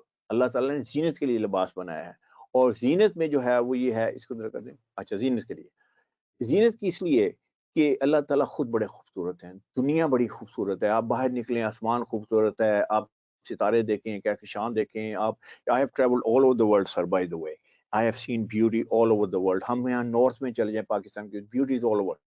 Now why? Because Allah is beautiful and Allah wants us to look beautiful. ये जो कॉन्सेप्ट है कि मुझे गंदा मंदा रहना है, मुझे सादा रहना है। सादगी में सर ये ईस्टर्न पे बात थोड़ी सी हो जाए कि जी वो शलवार कमीज है, ठीक है, ओके फाइन, शलवार कमीज हमारा अवामी लिबास है, सारा कुछ हमें उसको ऑब्जर्व करना चाहिए, पहनना भी चाहिए। लेकिन मैं हमेशा कहता हूँ यार शलवार कमीज पहनी है तो फिर कायदे आजम की तरह पहने। ये क्या हुआ शलवार कमीज के आप इसी में सोएं, इसी में उठ जाएं, जो कॉन्सेप्ट है इसी में सोऊंगा, इसी में उठूंगा, सुबह 2 छट्टे मुंह पे मारूंगा पानी के, उसके बाद थोड़ा सा मैं इतर लगाऊंगा, थोड़ा सा फ्रेग्रेंस लगाऊंगा, फिर मीटिंग में जाके बैठ जाऊंगा और फिर लोग मुझसे कहेंगे कि सर आप, तो मैं कहूंगा मैं तो एक सादा सा बंदा हूँ। Sir, that सादगी doesn't cut it. इस्लाम हमारा जो है उसमें पूरा कॉन्सेप्ट ये है कि आपने अपनी हैसियत और अपने मकाम जो भी आपका अल्लाह ने दिया है उसके मुताबिक आपने अपनी ड्रेसिंग करनी है। नबी पाक सल्लल्लाहु अलैहि वसल्लम की एक हदीस है, रमज़ान आ रहा है, मैं इसको थोड़ा सा शेयर कर दूं इस मामले में, कि वो एक बंदा आता है and he is in A miserable condition, उसके फटे पुराने कपड़े हैं, उसके मैले चले कपड़े हैं, और जब वो आता है तो नबी पाक सल्लल्लाहु अलैहि वसल्लम हमारे बड़े नरम दिल थे, तो उन्होंने सोचा कि इस आदमी को कोई माली हालत इसकी पतली है, इसको कोई मुआवनत की जरूरत है। तो नबी पाक सल्लल्लाहु अलैहि वसल्लम ने उससे पूछा कि तुम्हारी माली हालत कैसी है? वो कहने लगा मेरी माली हालत, मैं तो बड़ा अमीर आदमी हूँ। उन्होंने कहा अच्छा, तुम्हारे पास क्या है? उसने कहा जी मेरे पास तो सैकड़ों बकरियां हैं, मेरे पास सैकड़ों जो है जानवर हैं, मेरे पास तो बेशुमार बागात हैं, मेरे पास तो अशरियों के ढेर लगे हुए हैं।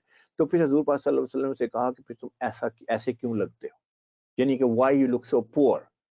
एंड इसमें कॉन्सेप्ट ये है कि हमें अपनी हैसियत, अपने जो अल्लाह ताला ने हमें जो फाइनेंशियल जो भी हमें हमारी हैसियत दी है उसके मुताबिक हमें कपड़े पहनने चाहिए। तो ये था हमारा इस्लाम का concept. And now let's talk about we're going to get into my main course of presentation, and we're going to, I think, how long do we have? Uh, 40 minutes. 40 minutes. Okay, here we go. Okay. 40 minutes में inshallah we'll cover everything. Okay, great. Okay, here's the crux of my presentation. अगर आप इस statement से agree नहीं करते, which is on the screen, I'll read it out loud to you. Remember, before you utter a single word in a meeting, your clothing, your attire, your personality, your aura, your whole package about yourself has spoken all about you. I mean, you haven't said a single word. Now, what do we say about us? What do we say about us? You have heard about the first impression is the last impression, and you have also heard about that in the first 30 seconds we make the first impression. But the world has moved much, much faster now, and the impression is like made in 7 seconds. You know how fast 7 seconds are? 1, 2, 3, 4, 5, 6, 7. 7 are gone. So what do we say in these 7 seconds? Now, let me put it on the screen first, and I'll go very briefly on this. Now, this is something that you have walked into a room, whether for a meeting or whether for a speaking engagements or whatever. It doesn't matter who the audience is. We talked about those variety of audiences, all the stakeholders that you're going to be seeing or daily you're interacting with them. The first thing we talk about is our social class. Now, this is not like, again, it's not a philosophical discussion कि हमें करना चाहिए नहीं करना चाहिए, but we do. Social class में हम क्या बता रहे हैं अपने बारे में? Social class में हम ये बता रहे हैं, do I belong from an affluent society? Do I belong from a middle class level? Do I belong from a lower middle class? Do I belong from a village? Do I belong from a remote area, whatever? Because of the way we dress. That's how people perceive us. By the way, it's a two-way street. ना सिर्फ वो हमें देख रहे होते हैं, हम भी उनको देख रहे होते हैं। दोनों तरफ से ये जो है वो जजमेंट हो रही होती है। अब इम्पोर्टेंट पॉइंट इसमें ये नहीं है कि हमें क्या लगना है, हमें एफ्लुएंट सोसाइटी से लगना है या हमें ये मिडिल क्लास से या हमें कैसे। इम्पोर्टेंट पॉइंट ये है कि do we look well groomed. अगर if we look well groomed, let me tell you this, then you are set on your way to go. There's no question about it. And actually I do say this, that in because I'm an international guy, I tell you this, अगर आपके अंदर दो चीजें हैं, आपके पास education है sir और आपके पास लिबास है, right? You can go anywhere in the world and you will not be discriminated. Not only you will not be discriminated, but you will be accepted as the people over there. तो social class में important बात यह है कि well groom लगना है। Well groom कैसे लगना है इसकी पूरी हम डिटेल में बात करेंगे। दूसरी बात, आप एजुकेटेड हैं, तो क्या आपको एजुकेटेड लगना चाहिए कि नहीं लगना चाहिए? सर हमको डिग्री अपनी we are not wearing it on our sleeves, we are not showing our degree. The moment we go into a meeting, we don't say, oh, I'm a graduate from ACCA or I'm a graduate from that college or LUMS or UET or whatever. हम अपनी education जो है dressing से अगला बंदा अंदाजा लगाता है हम कितने पढ़े लिखे हैं। ये नहीं कह सकता अगला बंदा कि एमफिल किया है या क्या किया है या मास्टर किया है, but Fairlie we can say यार ये बंदा बड़ा एजुकेटेड लगता है, ये बंदा एजुकेटेड नहीं लगता। तो my point is very simple, if you are educated which you are, why should you not look educated? Next level, next उसका जो सबलिमिनल मैसेज है इन क्लोथिंग का कि do we look successful, level of success क्या है? And I tell you something, again that engineering degree kicks in, or logically baat aa jati hai, rationally baat hai. If we don't look successful, then what do we look? What's the opposite of success? Opposite of success is unsuccessful. So I mean, I always ask this question. If I, through my, again, I said this, it's a non-verbal communication. The moment I walked in to a room, I don't have opportunity to talk about who I am and what I am. I mean, this is like all the first impression. So if I'm successful, I must look successful. The next one is financial status. I mean, should I look like financially stable or not? I mean, I'm taking this company, I'm leading this very big company. Why do I look like I am not very well financially stable?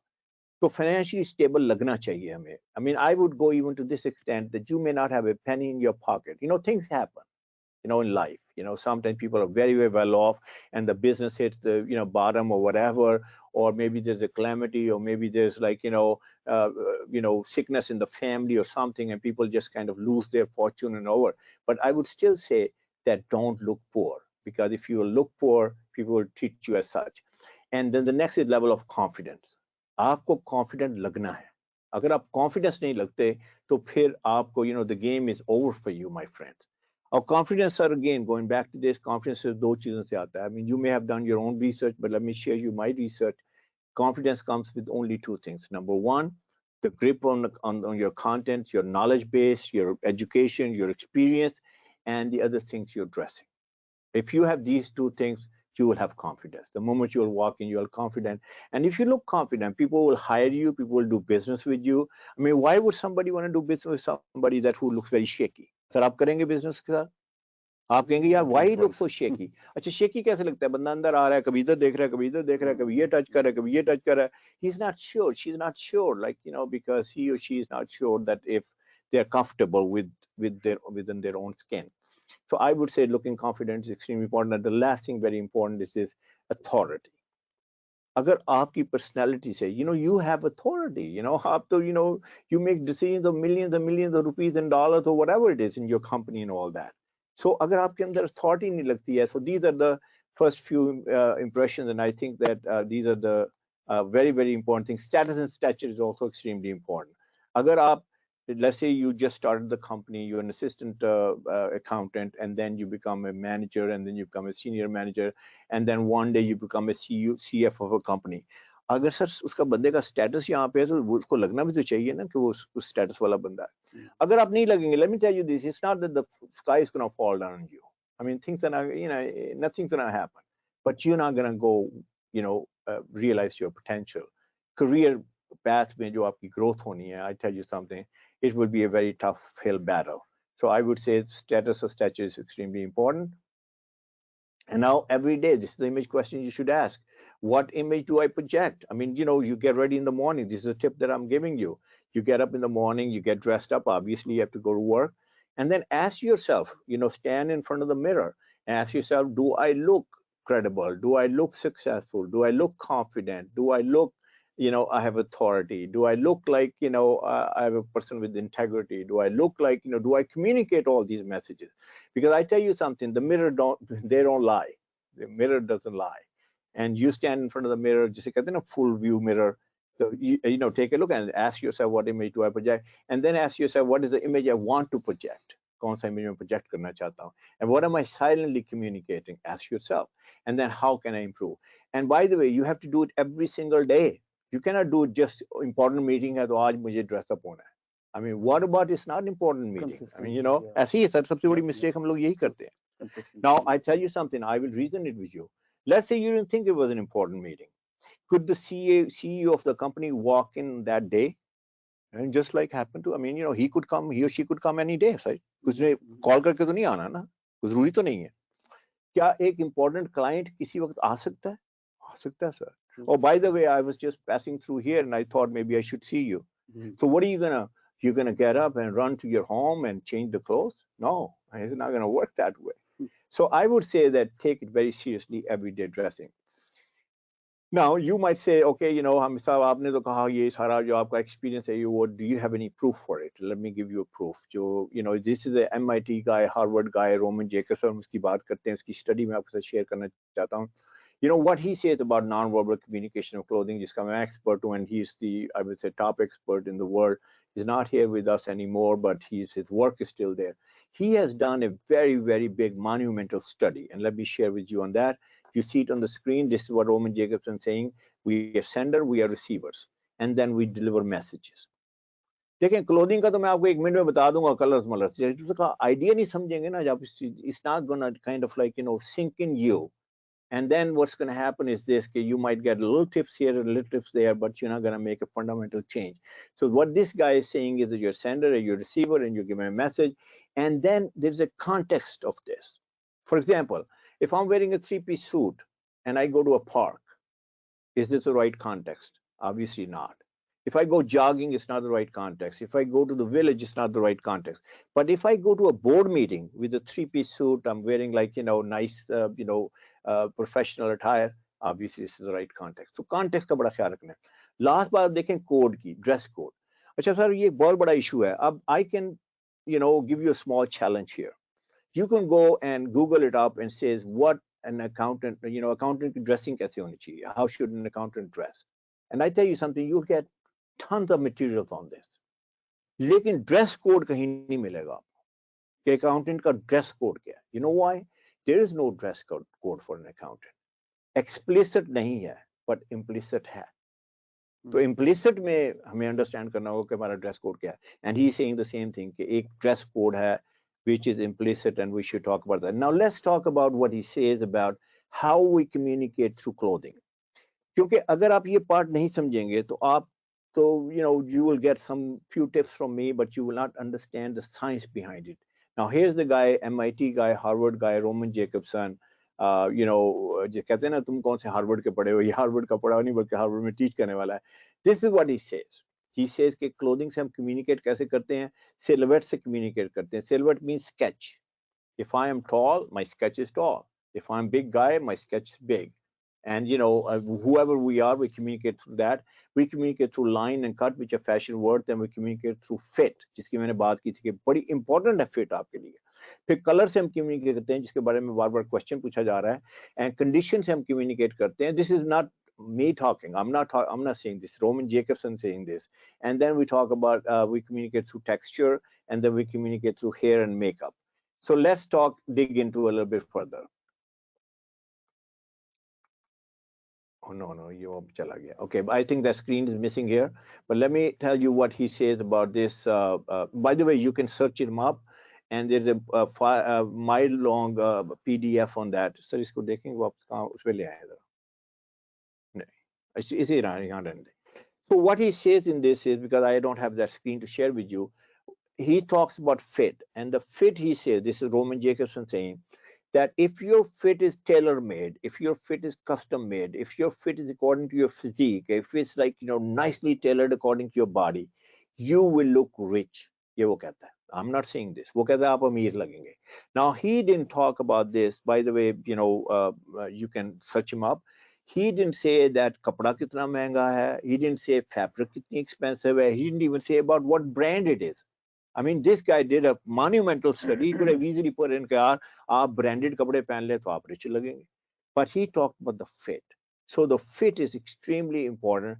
And then he said that if your clothes are poorly fitted, जैसे आपके ऊपर बहुत खुले हैं, या आपने बहुत tight कपड़े पहने हैं, या आपने ऐसे कपड़े पहने हैं कि which is not according to your physique and all that, what he says is, sir, that you look poor. आप गरीब लगेंगे. Now again, Hamise is not saying this, is Roman Jacobson saying that. तो गरीब लगेंगे तो गरीब को लोग कैसे? How poor people are treated all over the world. They are getting dismissed.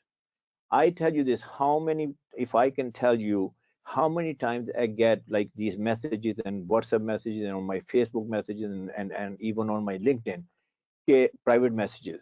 Sir, I have very poor presence and people dismiss me. I have, sir, weak presence and people dismiss me. Sir, why people dismiss me? So anytime that you look unsubstantial, you don't look substantial, and people are, and you know something, we're professionals. We should be taken seriously, sir. Wherever we go, we have meetings, we should be taken seriously. So anyway, this is what he says. And then he talks about the condition of the garment. The condition of the garment, he says, is that if your garment is nicely, like is kind of new and it looks nice and it's tidy and it's clean and everything, you will look rich. And if it's rugged and if it's like worn out, believe it or not, you're not going to look rich and it's not going to work in your favor. Now let's talk about the formula of 5 pieces of dressing. Jiski coloration ki baat hai, and that's something everybody want to hear about it. So here are the 5 P's. So you might take a picture of it. You might want to memorize it. You want to write them down. Number 1 is pigmentation. Number 2 is physique. Number 3 is personality. Number 4 is position. And number 5 is profession. Now, let me tell you, before I explain this, if you understand this formula and if you internalize it and then you kind of like comprehend it and then you implement it, I can assure you that you will never make any dressing mistake. I mean, it's a big claim, but I can prove it to you. Now, number 1 is pigmentation. Pigmentation means color. Now color means like अब इसमें theory क्या है colour में, पहले वो समझ लें, फिर उसके बाद हम आ जाएंगे कौन से कलर हमारे ऊपर अच्छे लगते हैं, कौन से कलर हमारे ऊपर नहीं अच्छे लगते, और skin tone, how it applies to our coloration. Theory is this, that God has made us on different colors. Gora, white people have a different coloration, then we Asian people have a different coloration, and then African people have different coloration, and then our Chinese, then our Japanese. Let's look at white first. White people, like their skin tone is, we all know that is whitish, is pinkish, is kind of ivory skin tone. Hamari skin tone kya hai? We are either dark, or we are medium, or we're fair. And then their hair color, okay, let's talk about their hair color. They are blonde, or they are brown, or some sort of a variation of that. Hamare coloration kya hai? Our coloration is either we have black hair, or we have like maybe at the most like maybe darkest brown. Let's talk about their eyes color and our eye color. Their eye color is like what? They have like blue eyes, they have the green eyes, they have hazel eyes. Our eye color is again black or brown. So the concept is this, Allah Ta'ala ने ये सारी जो है different coloration में लोग बनाए हैं, उसमें concept ये है कि what color, the colors which are gonna look good on white people, they're not gonna look good on us. That's the concept here. So let's talk about the colors which look good on white people. Because people do come to me and then they show me picture, and I said this is a white guy, what are you talking about this? अच्छा sir, उसमें सबसे पहला colour जो है, जो ये इसमें जो कलरेशन का कॉन्सेप्ट है वाइट में, वो ये है कि the earth tone colors look very very good on us. What are the earth tone colors? वो हैं सारे आपके कलर्स जितने जैसे ऑटम नहीं होता, ऑटम के लीव्स हैं, उसमें क्या कलर्स हैं? ऑलिव कलर है, उसमें आपको मिलेगा पेपरिका मिलेगा, रस्ट मिलेगा, ब्राउन के शेड मिलेंगे, टैन के शेड मिलेंगे, all that, and all those colors look beautiful on white people, and they look horrible on us. लेकिन अब हम बात करते हैं पाकिस्तान में, क्या पाकिस्तान में मेहंदी कलर पहना जा रहा है सर कि नहीं पहना जा रहा? I mean, I would say 60% of men and women are wearing olive color, या olive का कुछ शेड पहनती हैं, ठीक है? How could it look the best on us? Because this is not good for our coloration. This is not good according to our skin tone. अच्छा, दूसरी बात, जितने कलर जो हैं ब्राउन के शेड्स हैं, सर ब्राउन के शेड कितने पाकिस्तान में पहने जाते हैं? मैन एंड वुमेन, शलवार कमीज में, चले शर्ट तो नहीं है, शर्ट में तो बहुत पहना जाता है, ठीक है? I mean these are excellent colours for white people and not great colours for us. इसके बाद आपके टैन के जितने कलर्स हैं, जितने आपके ऑफ व्हाइट के जितने कलर्स हैं, वो हमारे ऊपर नहीं अच्छे लग सकते. अच्छा, इसका मतलब ये नहीं है कि आप पहन नहीं सकते, पहनने को तो आप you can wear whatever the heck you want, लेकिन they are not optimal colours for us. अच्छा, कलर का अच्छा लगना या ना लगना, उसके ऊपर थोड़ी सी बात कर लेते हैं कि actually what's the science behind it. Colour का अच्छे लगने का मतलब ये है कि when you are wearing the colours according to your skin tone, your skin will glow. I can guarantee you this. I mean, I think women in the participant, they can relate to it more because they are more like color conscious होती हैं. तो सबसे पहली बात है, I'm talking about those colors which are closer to your face here. आप shirt की बात कर लें, आप कोट की बात कर लें, जैकेट की बात कर लें, you're wearing tie or whatever, or for that matter, if you're wearing hijab or with the dupatta or whatever. So anything which is closer to your face, when you are wearing the right color, your skin will glow. And the other thing, what happens, your eyes become more vibrant and they become more, I would say, robust. अच्छा, eyes believe in not, कहते हैं ना, ये eyes इसकी बता नहीं है, eyes बता रही है इज टायर्ड, आइज बता रही है is lazy, this and that whole bit. So the color, the right color gives you that kind of energy. And actually, if we're talking about energy, it gives you total energy in your body and you look like fresh and you look great. You look like you can go there, conquer the world. अच्छा, जिस दिन आपने right color नहीं पहना होता, उस दिन क्या होता है? You will look lethargic, you will look tired, you will look like out of life. And I can give you tons of examples. It must have happened to you, the same thing.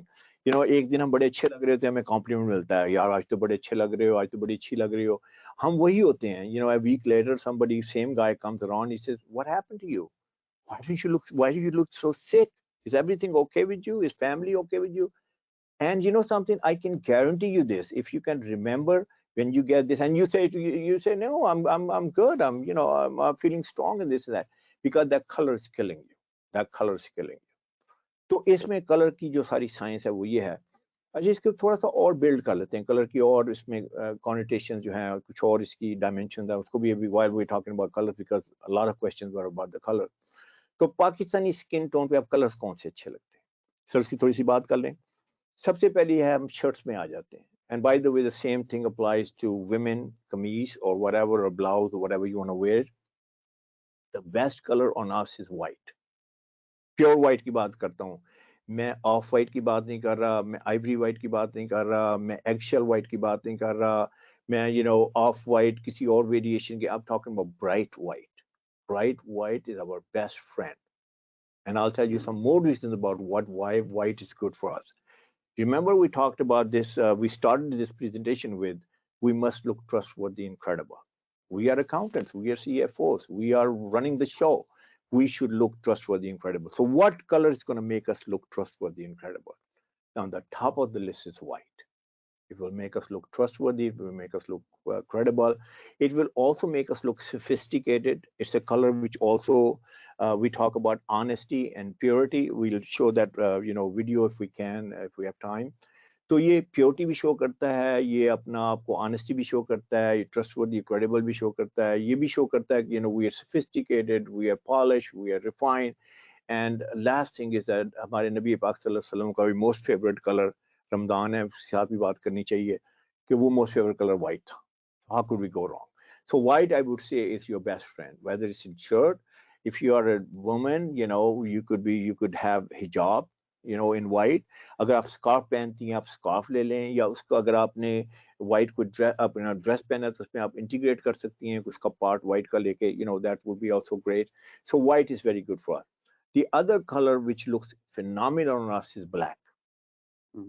Now this is a myth, क्या मेरा सांवला colour है, मेरा काला colour है, मैं ये हूँ, मैं ब्लैक के ऊपर और ब्लैक लगूंगा.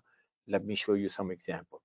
आप कभी अफ्रीकन ब्लैक को देखें, इस तसब से निकल के कि बायस से निकल के he's like black, is ugly, Pakistan में ये is nonsense.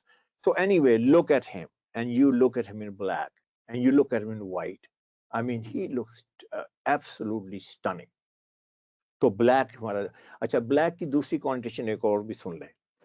I want to share with you. Black की एक और कॉन्टेशन है, that's a power color. जिस दिन आपने सर पावर ड्रेसिंग करनी है, whether man or woman, you wear your black suit or black dress or whatever that is, that's gonna give you that power. क्योंकि अल्लाह ताला ने हर कलर में, एक दफ़ा मैं एक शो पे था A+ में, फरा मुझे कहती है, मैंने बताने लगा कि ब्लैक जो है that's like power color, and white is like trustworthy, credible and all that. Navy is more approachable and also has authority. मुझे कहती है, आमिर साहब कलर बोलते हैं. मैंने कहा कलर बहुत लाउडली बोलते हैं. तो ब्लैक जो है, इसकी मैं 2 एग्जांपल आपको देता हूं, क्योंकि कलर पे ज्यादा क्वेश्चन हुए तो कलर के ऊपर डिटेल में बात कर लेते हैं. पहली एग्जांपल ये है कि आपने कभी देखा कि Bilawal Bhutto, I mean, I'm not talking making any political statements here. We're talking about dressing and we're talking about colors. About, I would say, up till now, maybe up till 2 or 3 months, until then, about a year and a half, I've been watching him. Every day he's wearing black shalwar kameez. Sir इस fact है कि नहीं, अभी आपको शायद याद आ गया होगा. ब्लैक, उसके बाद अगर उसने ऊपर कोट भी पहना तो वो भी ब्लैक पहना. Now, what do you think? Why is he wearing black? Do you think, or do we think that he doesn't have money to buy other colors? I mean, that's ridiculous. I mean, this guy, if he doesn't have money, who has the money? He's wearing black because black is power. जहां तक शलवार कमीज की बात थी, थोड़ा सा इसके ऊपर और भी बात कर लेते हैं. अच्छा सर, कभी आपने नोट किया कि उसने जो ब्लैक शलवार कमीज पहनी है वो कॉलर वाली पहनी होती है. He's not wearing band collar. Now why? I mean, there's a science to it. It's not, the guy's not stupid. जब आपने शलवार कमीज पहनी है, तो अगर आपने शलवार कमीज कॉलर वाली पहनी है, शर्ट कॉलर वाली, if you wear that, that shows more formal. That shows more power. And if you want to look like more casual look, then by all means you could go there, banded color. Nothing wrong with either one of them. So that's black. दूसरी example मैं आपको black की देता हूँ. कि when Imran Khan साहब की जब government I, and they put out a message to the United States that it's not going to be like do more, do more, do more, don't come here, we're going to talk to you on equal terms. So that was the kind of a word they put out to the United States. Your first time your foreign secretary जो अपना था Pompeo, जब when he came to Pakistan, you can look it up and you can actually Google it up. उस दिन शाह महमूद कुरैशी साहब ने क्या पहना हुआ था? Our foreign secretary. Again, I'm not talking about politics. We're talking about dressing. We're talking about effective dressing. We're talking about the right use of colors. We're talking about that. So on that day, sir, if you look it up, he was wearing black suit. He was wearing white shirt. He was wearing red tie. I mean, I would say power look. I would say epitome of power. I would say this is the ultimate power that you can have. So, I mean, this guy, to what I know, he must have hundreds of suits in there. He's a very well-dressed guy. I mean, like many other guys, politicians as well, but I'm not, singling him out, but he's a very well-dressed guy. Now, he had hundreds of suits out of his closet, but on that day, he pulled out that black suit. For the same thing, Imran Khan साहब को देखें. When he went to United States, आपने color पे सीखना है, तो color is like, I could talk all day long on the color. But लेकिन उसकी dimensions क्या है, I'm just trying to explain it to you. Now he could have worn any color on that day. He could have worn any color, right? I mean, he's his own man. So what did he wear on that day? He wore blue color. आपने शायद याद होगा, blue waistcoat थी or blue salwar kameez थी. So he wore Pakistani dress. Okay, fine. He's representing us, and good for us. No, अगर suit भी पहन लेते, no problem. Western सूट भी पहन लेते, no problem. Anyway, blue colour में क्या है? ब्लू कलर में यह है कि उसकी जो कॉनोटेशन है उसमें है कि दो चीजें हैं ब्लू कलर में. एक ये है कि it has power, it has authority. Black is all about authority. Black is power. Black means you're wearing black, you're telling the other guy, stay over there, don't come closer to me. That's when you want to do that, then you wear your best black suit. अच्छा, अब वो navy जो था, blue का shade जो उन्होंने पहना, it was a little brighter navy, but it doesn't matter. So it has a connotation of authority and approachability, both. तो ये आपका जो बेस्ट कलर है, आई वुड से कि you could never go wrong with that. जैसे मैंने कहा, white shirt is your best friend, your navy suit is your best friend. So any important meeting and you are not sure कि आपको क्या पहनना है, आपने अपनी व्हाइट शर्ट निकालनी है. And doesn't matter that you have to wear it every single day. Now let me tell you this. Sometimes people say, you're a designer, how come you're wearing white shirt every day? I do wear a white shirt every day. And by the way, I'm a manufacturer of shirts. I must have more than 200 shirts literally in my closet with all conceivable colors. But every day when I come out, I wear white shirts. You know why?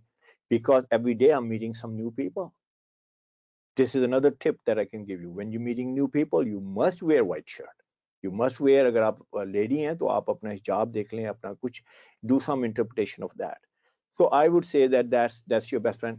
And I do this because I want to look credible. I want to look trustworthy. I want people to believe me. I want to, all those traits that you have with that. So this is a story with the color. And if I may interrupt here,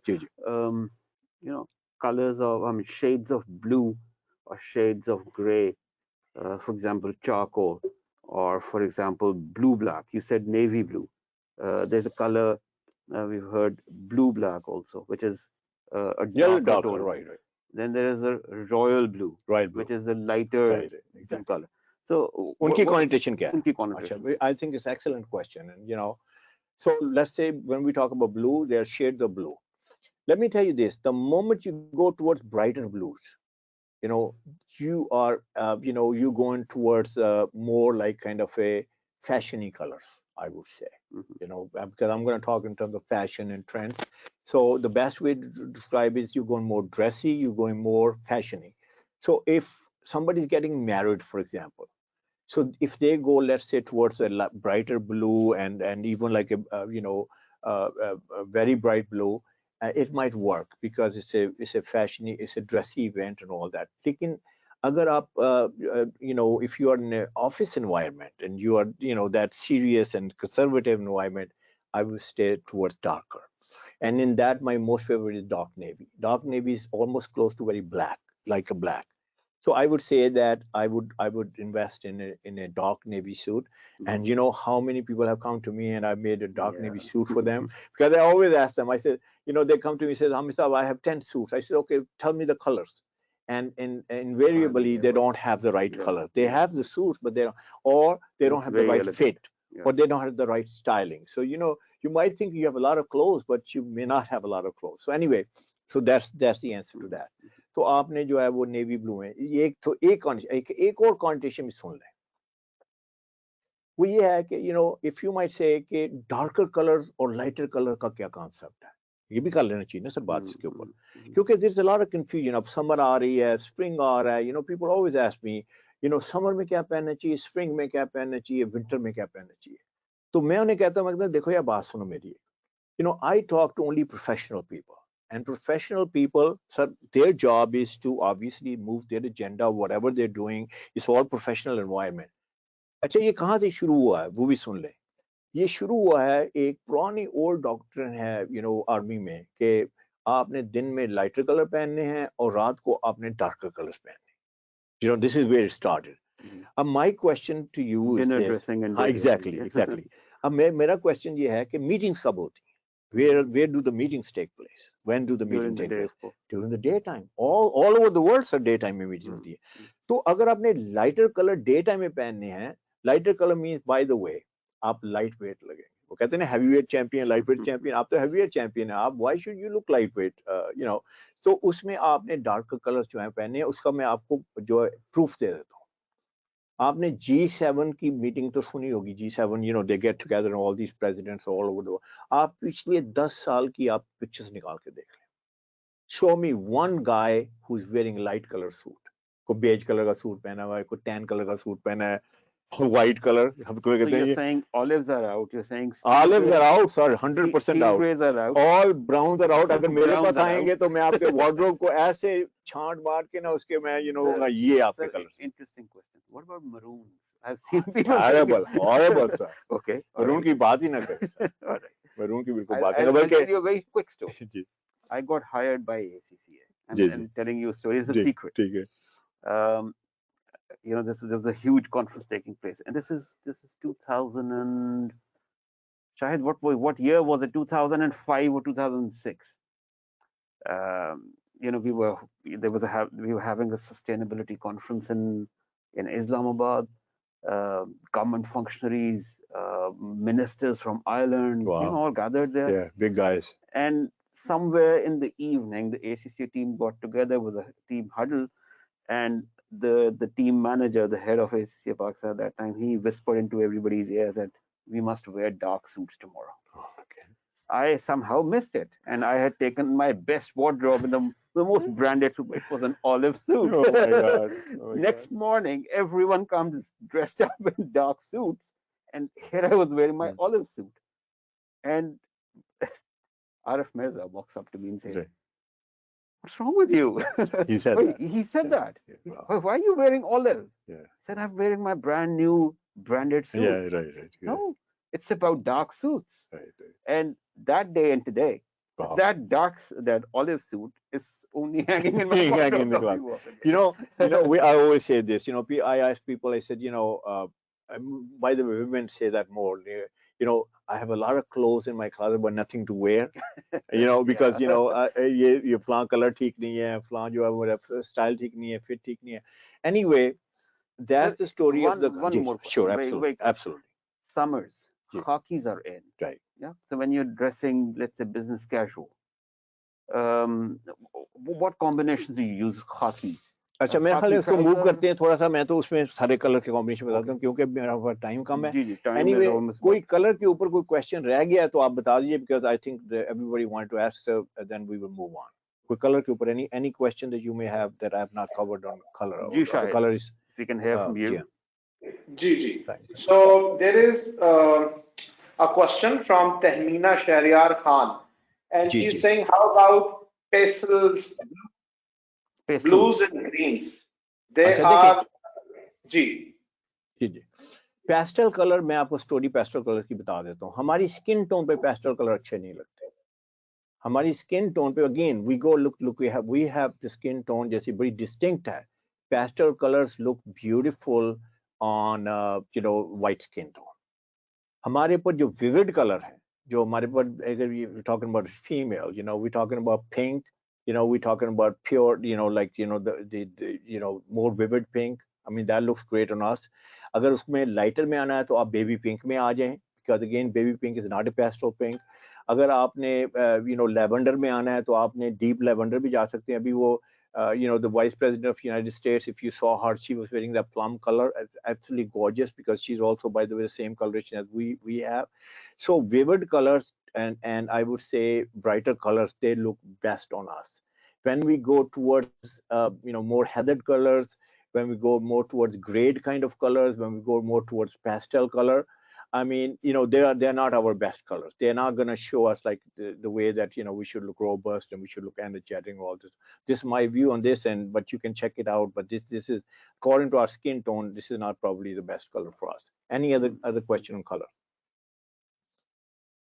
So we can move on. Yeah, I think the other question you've already covered. So Tamina, once again saying, are there any colors you think that some colors do work for women but not for men? No, I did not say that. I said for women, I said, okay, let me correct myself. Women can wear more colors than men. Obviously, I cannot wear a plum suit. I mean, but I gave you an example that she was wearing that very plummy suit. United States ki jo vice president hai. You could look that. Many times we cannot wear red color. Red color, I cannot wear it. Men cannot wear the red color except the red tie. But you see the red power suit Hillary Clinton was wearing, and red is like very much, but that pure red. I mean, not like carrot red or anything like that. हमारी coloration में carrot red अच्छा नहीं लगा. हमारी red जो real red है वो natural color, neutral colors or strong colors हमारे ऊपर अच्छे लगते हैं. That's what I said. But women have more leeway with these colors than us. Men are kind of confined. If I were to wear pink, I will wear a baby pink color, which is just have a hint of pink. I will wear a lavender shirt. I will have just a hint of lavender. Blue ke shade, I think we can wear pretty much sky blue, medium blue, light blue. When sky blue aa jata hai, then we can wear navy color. Then we can wear all those colors. French blue is a very nice shirt for us. So that's what I actually wanted to say. So, Hamid, I remember from one of your sessions, yes, you talking about dressing for women. Prints versus plain. You मैं जाता हूँ ना sir. Okay, मैंने इसके ऊपर ज़्यादा गल कर दी है. Now I'm gonna move really fast. Okay, look at this darker color. These guys look absolutely gorgeous. Okay, look at that white shirt with the combination, and the ties are the power ties, which I'll tell you a little bit more. Look at the fit of this. This just looks tremendous. I mean, I would do business with any one of these guys.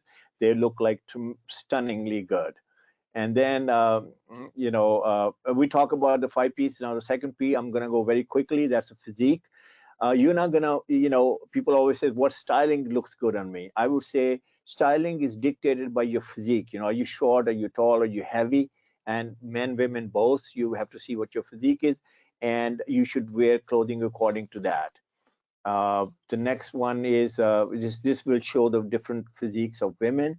I mean, there are rectangular types, then there are pear shapes, then there are apple shapes, then there are hourglass figures. So I would say you should know your figure, and in most cases, women do know their figure, what they are. And then the question is how to balance this. I mean, it's not like, if somebody has a pear shape, I mean, they should wear clothes which are pear shape or apple shape, because obviously that's not going to be very flattering look. So what you need to know is learn, and maybe we'll have those sessions again where I will go into detail कि अगर आपकी body type ऐसी है तो फिर आपको clothing कौन सी अच्छी होनी चाहिए. These are kind of follow-up sessions, and hopefully one day we'll have COVID जो है खत्म होता है तो maybe physical sessions and all that. We don't have this time, but we can have a whole session on physique, maybe a 8-hour or 4-hour session on this.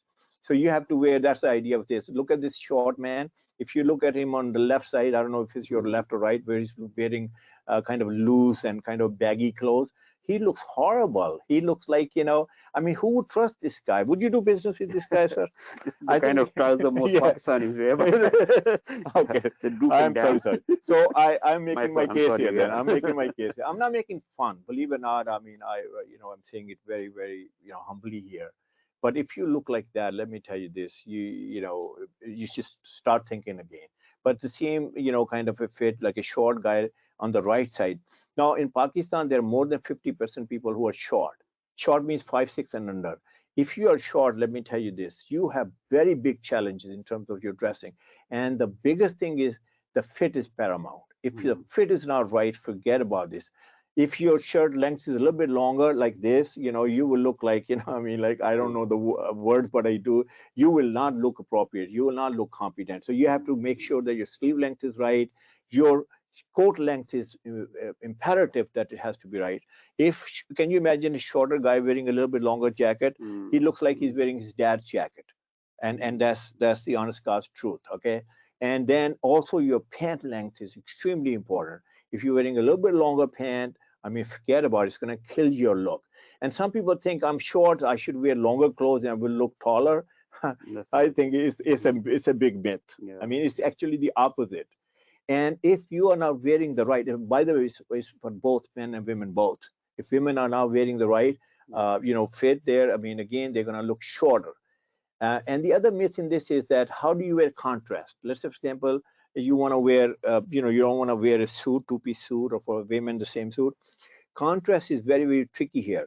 If you wear, let's say, a very big contrast, let's say you're a short person, 5'6" and under, and you wear a black jacket, and then you wear a white pants with that or lighter color pants. Let me tell you what's going to happen.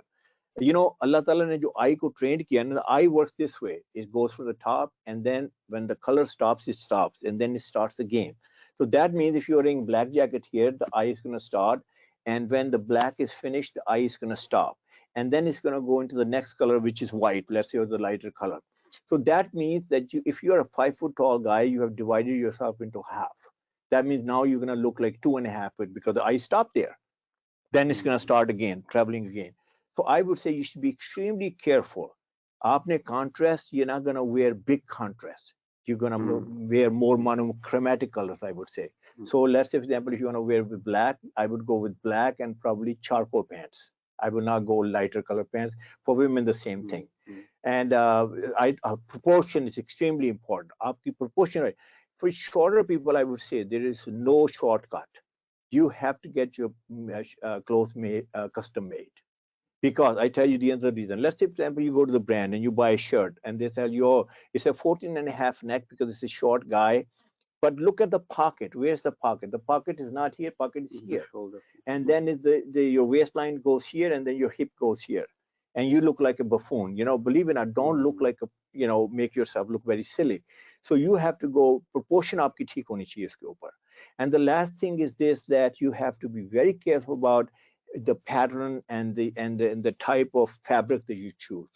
Let's say you're shorter frame, and if you take a big print and the big plaid and big thing, it doesn't work for you. Or you have a big pocketbook, or you have anything big because you're not big. So you have to wear everything, and even your accessories should be. Let's say you're a shorter guy and you're wearing a tie which is very wide and very long. I mean, it's going to look very silly, and it's going to make you look stupid. So I think you have to be very careful about this, and you have to look very, very proportionate. So that's about the fit. If you're a tall person, again, tall doesn't mean that now you have to wear oversized clothes. And big doesn't mean oversized clothes. Pakistan mein sir ek bahut badi tragedy hai. You are, let's say, for example, you're a little bit heavy and you go to a tailor. Let's say you have a little bit tummy here. I mean, which is, कहते हैं ना पाकिस्तान में दो चीजें कभी भी कम नहीं होती हैं अगर ऊपर चली जाएं, पेट और रेट, दोनों चीजें जो है ना, they will stay there. So anyway, Pakistan में ट्रेजेडी क्या है? अगर आप टेलर के पास जाते हैं तो you tell him like, oh, take care of it here. So what he does is he takes care of here, so he gives you extra fabric here. But because he's not aesthetically strong, he also makes a huge dent here. Shoulder bhi bade kar dega, chest bhi badi kar dega, and all of a sudden you're walking like this guy with his suit. I mean, it's not a great look. I don't think we have time for this, so let's move on. Isko aage karte hain.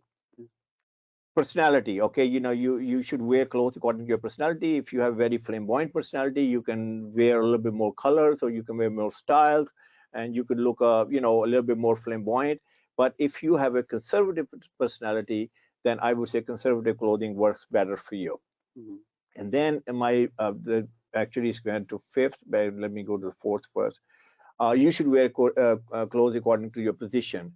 and your positions are they're determined by, obviously what your positions are, where you are in the hierarchy of the company and all that. If you are a CFO, or if you are a controller, if you are a manager or whatever, there you should wear clothes according to this. Like say you're, I have it there here, assistant accountant, manager, senior manager, partner. I mean, hey, your partner. I mean, do they have partners here? Because I know they do. in Yes, consulting companies they have partners. Okay, so if right. you're a partner, you should look like a partner. I mean, if you look like an assistant accountant and you're a partner, God bless you. It's not going to work for you. And then the controller, and then the CFO, and then after CFO, if your aspiration to become CEO, which most of the people, by the way, do, then obviously you should you should dress like a CEO. अच्छा, इसमें मैं आपको tip देता हूँ, वो ये है कि no matter what level you are, always dress 2 levels above. Let's say you're an assistant accountant. I think you should dress like a manager. You know why? Because the company, the top manager is always scouting for talent. कि किसको हमने आगे लेके जाना है, कौन सा management material है. So what you should do is you should, get noticed that, oh, this guy. I mean, obviously, in the end, your performance is going to count. Your, whatever, your educational, your skill set, all that is going to really make the difference. But in terms of dressing, if you also look the part, I think it's going to be an easy road for you getting ahead. So here, my again, like what I said in the early, outset, that in many cases, Pakistan mein kya ho raha hai, balki duniya mein kya ho raha hai, your CV gets upgraded, but your wardrobe remains the same. And I think it's a tragedy. True. And I tell you something, there are people that will come to me, I'm not going to name names, and CFO of some, major companies. And many of them have said to me that, look, I asked them, what's your vision? Where are you going with, what's your next level? So I'm looking for, I want to become a CFO of a multi-level, multinational company. And I said, so what's stopping you? And then they say to me, then they confide in me that, look, I'm going for interview. I've done so many interviews. And in the end, I don't get selected. And then I heard something, that is something wrong with my image. So they know it. I mean, like, we're bright people. We know why we're not getting ahead. And then they come to me and then they say, okay, how do I have that look? And that's where when I tell them and I, kind of help them, how that look should be, of that CEO look. And many of them have benefited from that. So anyway, what are the subliminal messages of an accountant? I tell you that this is a very, very, but this is like the takeaway from here. You should look trustworthy. You should look credible. You should have, you should look a guy with integrity, honest, authority, and refined and polished. And remember that story about, I told you that he didn't have the polish. I mean, how much money did it cost him? Oh my God. So dressing types of accountant. These are different dressing types we're talking about. Yeah. Now, if you want to know, these are the various dressing types. Business formal, we all know what that is. Suit, shirt, tie, sir. And for a woman, business suit. I mean, yes, in Pakistan, we will not wear skirts. We will not wear short skirts. We will not wear tight pants. We will not wear tight, kind of clothing. Yeah. We will not wear. If I, for women, I always tell them neckline is extremely important. Never wear a low neckline. Let's say, for example, if they're wearing a blouse and they're wearing a business suit, I mean, blouse cannot be way here. And for that matter, I can tell you this, I'm an international guy. Even in America, even all over the world, professional women, when you look at them, they never wear any, low neckline. So there's business formal, then there's a business professional look, and then there's a business casual, then there's extreme casual and Eastern casual. Let me show you some pictures, and that will tell you what business formal is. This is business formal. Okay, I mean, we saw this picture before, and what am I showing there? Black. I'm showing there gray. Gray is a very good suit. Could be a charcoal gray, mid gray, and then there's shades of blue. And we showed the shirts and the ties, which are power ties. And for female, okay, here goes the business, your professional look. Again, jacket. Without jacket, you cannot get that kind of a look. And it doesn't have to be short. I mean, Pakistan mein jo culture hai hamara sara usko maintain rakhte hue usko keep that in view. So we can still look very professional. We're women, and still look professional. and you can wear suits and you can wear just the top jacket. Eastern business. There you go. Now, here you go. I mean, although these are not accountants, I mean, we all know that. But look, I mean, look at their positions they held. I mean, known figures they are, and look at the clothing that they wore. And we'll talk about prints. I mean, but main thing right now here is look at that. All these women are wearing solid colors. Now, don't we know that they can afford to buy prints? They can afford to buy, or I would say, flowery colors, this and that whole bit. Benazir Bhutto, I mean, again, I'm not making a political statement, but you can go into her wardrobe if you're the female listening to me right now, and look at that. How many times she wore prints? I mean, very seldom. Maybe you find one picture. I mean, now why? Because let me tell you this: when you're wearing prints, what happens is this, that attention goes someplace else. Then it's all about prints, it's all about fashion, it's all about trend. And then that whole science that I talked to you about, colors, I mean, it goes out of the window. I mean, in prints, right, sir? If we look at prints, how many colors are going in the print? Many colors. So let's say in your at your face, maybe there are 10 colors going. Which color is the best for you? I mean, print is, like we can't decide because print has so many colors. And the other problem with the print is this, that prints look very dizzy. If I'm looking at somebody, is all printy, she's all printy and all that, I cannot pay much attention to what she has to say. So we have to look very clean look. I mean, these women learned that. Yeah, you said less. Right, exactly. The whole focus should be on what you have to say and on your content and not on your dressing. And the last thing I would say against why I'm against prints is this: everybody's wearing print, right? I mean, boss is wearing print, subordinate is wearing print, their subordinate is wearing print, and then when you go home, your even maid is wearing prints, and probably the same print. So that's my case against the print. So I would say solid colors are the best for you. Business professional look. Now what happens is, now you are not in a suit. I mean, now what you see here is you see a blazer, and then you see contrast pants. And remember, if you're short, remember that you're not going to wear a lighter color of pants. So a blazer, a navy blazer is your best friend, just like your black suit is, for the power look. White shirt is your best friend. Same thing is navy blazer. This is something that you can, dress it up or dress it down. You can, wear with a tie, without a tie. And this is a great, great combination. By the way, if you want to travel and you don't have a lot of clothes to carry, you can't carry a lot of clothes. This one outfit that could take you from here to New York, to London, to Milan, to no matter where it is, and you'll be. And look at this with the white shirt; it looks phenomenal. For the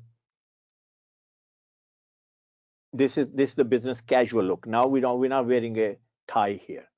So I want to, these are different levels of dressing that you want to know. So this is exactly the way you're wearing. But again, jacket is must. If you're not wearing a jacket, let me tell you this, my friend. If you're wearing just shirt and a pant and you think that you look like a CFO, I mean, maybe you are a CFO. But when you go someplace or you are a big, you have a big title or whatever, people will not know you. I mean, like even a clerk wears that. I mean, nothing wrong being a clerk, right? Cashier in a bank wears that. So, but as soon as you wear a jacket, you kind of elevate yourself to the next level, which is the authority. So I would highly recommend that. Man, woman doesn't matter. Extreme casual look. Here do we go.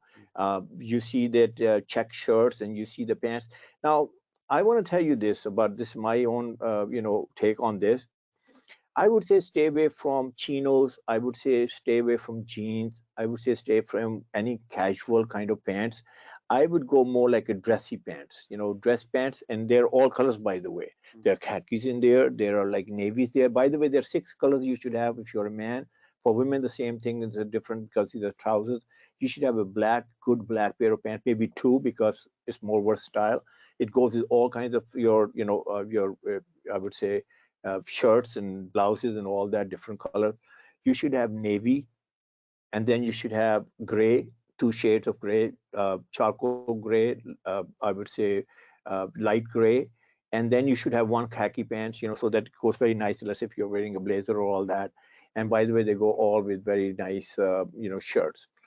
extreme casual look for female accountant. Now I'm showing you these different designs here because now these are not by the way those printy type of flowery kind of designs. You know, if you even look at the check, it's kind of a geometric check.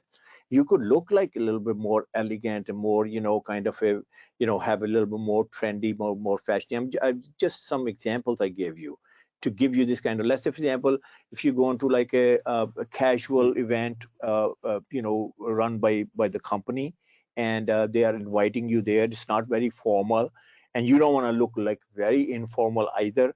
So this is the kind of look that you could go through. I will not recommend sleeveless there, but you know, anyway, this is for the Eastern casual look for a male accountant. Like if you want to go Eastern, I think the key over here is the either you wear with the waistcoat or you wear with coat. Don't wear just shalwar kameez, because if you're wearing just shalwar kameez, I can give you an example, vivid example. There are 10 people sitting there. One is a bus driver, nothing wrong being a bus driver. Another is a conductor. Another is a, you know, small business guy. Another one is a teacher. Another one is a professor. Another one is a CEO of a company. Another one is CFO. I mean, all wearing shalwar kameez. How would we know who's what? There is no, I mean, we cannot tell. So I would say that this differentiate as soon as you wear either a waistcoat or with that, I think that will kind of elevate you to the next level. I just showed you this. I mean, again, these are different colors. Look at the colors she's wearing, and you know, you can, because you can you know, you have more leeway with wearing colors. Female attention versus distraction. This is very interesting. We're gonna go very fast over this. Anything loud, my friend. Now look at these guys. I mean, do they look accountants? Do they look CFO of a company? Forget it. No way, hell in the world. I mean, would you, sir? Would you hire this guy? He's coming for like a an ACCA. I mean, you know, take all the seriousness out of this. I mean, maybe the colors are beautiful. Maybe the colors look good on them. Maybe the colors, you know, they look attractive, but no way. Forget about this. We're not going to wear maybe this. from an ad agency or something. Right. But look at this. I mean, a lot of people want to wear check suits, you know. I mean, I always say, why? Why you want to wear a check suit? I mean, maybe check blazer like you're wearing, that makes sense. But check suit? I mean, I look at these guys, I go dizzy. I say, oh my God, like, you know, I mean, but, you know, but maybe if you're a creative guy and you're working for an ad agency, this, or a fashion guy, maybe it will work there, but not for an accountant, not for, you know, your type of guy. Oh my God, look at this hideous combination. I mean, I mean, girls sitting there, females sitting there, would you trust any of these guys? I mean, I will not. I mean, terrible. Exactly. But you know, if you look at it closely, the color combination aren't that bad. I mean, in terms of colors, like I think they kind of like, you know, work very hard on this. But the combination looks hideous. I will not trust any one of these guys. So stay away from them. Oh my God, chains. Sir, I am so annoyed when I see this, and I get like violated. I said, like, why if somebody want to wear a chain? And especially all this, you know, wedding thing, you know, I think it's gone like, you know, I mean, haywires, you know. I see people like wearing these, you know, all kinds of different things. I think it's terrible. And you know something, by the way, I have seen a guy wearing tuxedo in a professional environment in an office, and I looked at him. To ask you that. Yeah, tuxedo are the one that satin and all that. So I asked him, I said, sir, I said, may I ask you something? I said, I'm an image consultant. I'm doing some survey. I said, why are you wearing this, sir? You know what he said to me? He said, oh, by the way, this is my wedding suit. I said, but when was your wedding? I said, about 10 years ago. Why are you wearing this today? He said, what should I do with this suit? I said, what gives? Unbelievable.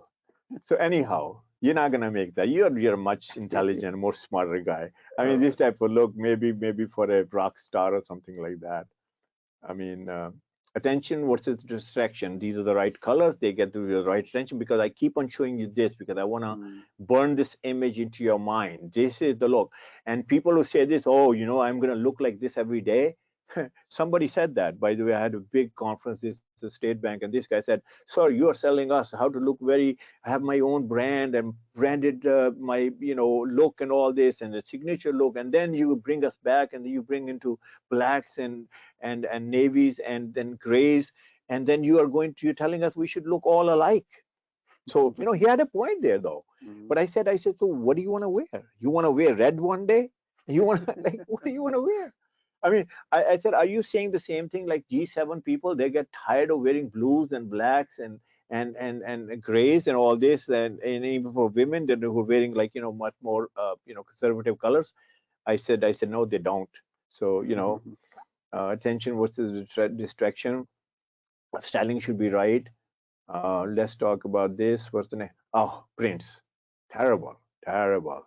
Never, never, ever, ever. These are the prints that don't incorporate that. You go, this look, terrible look. I mean, and I've seen some girls. I mean, maybe not exactly this, but this kind of frocky type of thing, flowy type of thing, and they go into like work environment. It's a big no-no. Don't do this.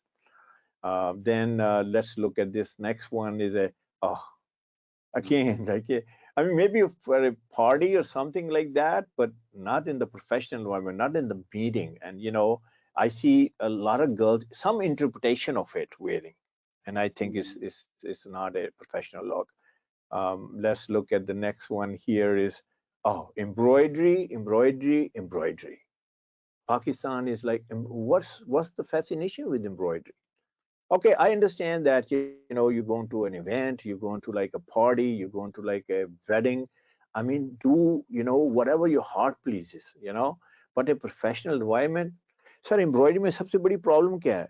Let's say I am a recipient and I'm sitting there and I'm being like having a meeting, or somebody's wearing embroidery, or a female is wearing embroidery. What if I don't like embroidery? I mean, why? And then embroidery is like, done too much. Embroidery here, embroidery here, embroidery all over. Embroidery will take away from your personality. Let me tell you this. And the bottom line is this. And you want to have a strong personality because, the biggest problem I see and I hear like professional women is that men don't pay attention to us. They don't listen to us. I mean, even at homes, we hear this all the time. And so what happens is this, that if you don't have a strong look, if you don't have very professional look, if anything is like kind of distracting, then the focus goes on that distracting thing, is not on what you are saying. So I would strongly plead with you that don't do any of these things. It's not going to work for you in your professional Sir, we've environment. done about 20 minutes over. So what do you Okay. suggest? About 10 more minutes? 10 more minutes, we finish. Okay, This is like 10 more. Oh, Attention, right colors, we talked about that. Okay, now this is an example of a woman who came. She's a foreigner, and you know who she is. She came. First of all, she showed respect to Pakistan. She was wearing clothes which are like, and look at that also high neckline.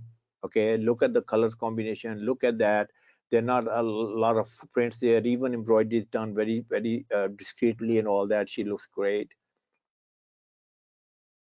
Again, I will bring that. I will look at this. These are again, if you look at the center picture, I mean, some women tell me that, okay, so wouldn't it be boring if I wear plain colors and all that?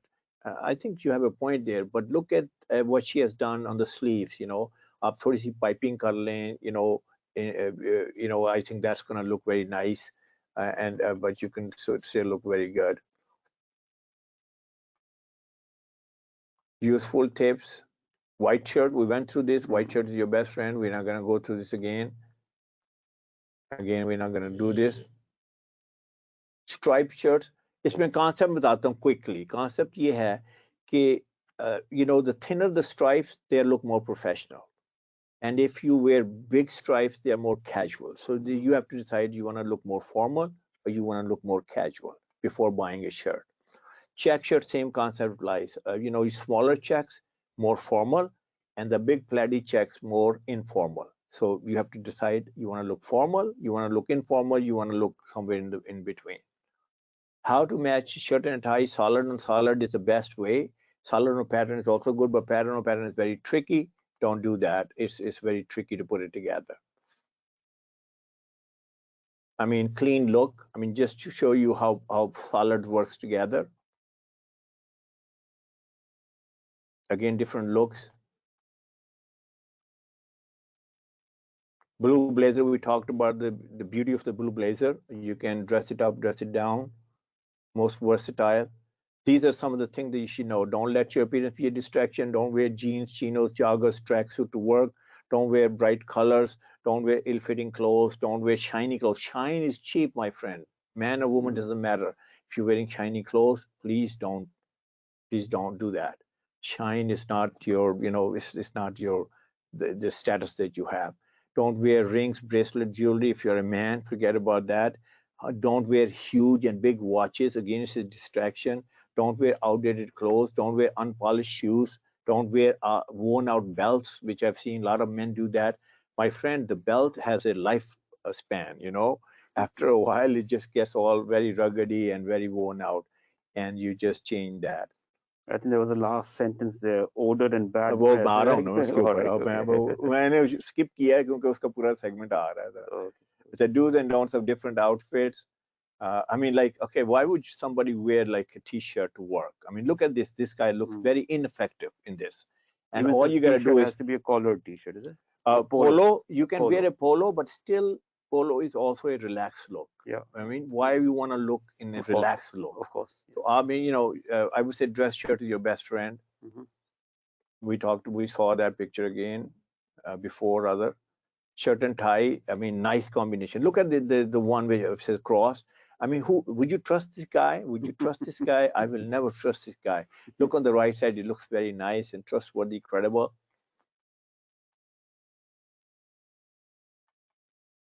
I mean, look at this guy on the left, like he's all this motif going here. What is he trying to say? I mean, if you look at him, if you ask him, why are you wearing all these big, all these chunks of embroidery over there? He will not be able to tell you anything. And look on the right side, he looks very nice and very likable guy. Shalwar kameez agar aap pehante hain to fitted honi chahiye, not like shalwar kameez is all over, like it's like, don't wear it like a tent कि आपके वो tent लगे. We have talked about this, whether you wear it, whether with either sport jacket or or blazer, I mean waistcoat. Blazer is your best friend. We have gone through this. Which button to close? This is like the tips. अगर आप two button, if you are wearing a 2-button coat, अगर आपने button बंद करना है तो top button, just close the top button. If you're standing there, when you're standing there, you could either close the top button or leave it open. When you sit down, then there should be no button closed, because it kind of it makes you very kind of like uncomfortable. And 3 button तो वैसे ही out of style है. 1 button में 1 button होना चाहिए. 3 button है अगर आपके पास तो just either burn it or give it to charity. I mean, don't wear it. I mean, shoes, my friends, shoes, like, oh, can you imagine somebody wearing shoes like this? I mean, like, I believe it, I've seen it. I've seen it. I mean, if somebody is now wearing polished shoes, I mean, sometimes I kind of like, it behooves me.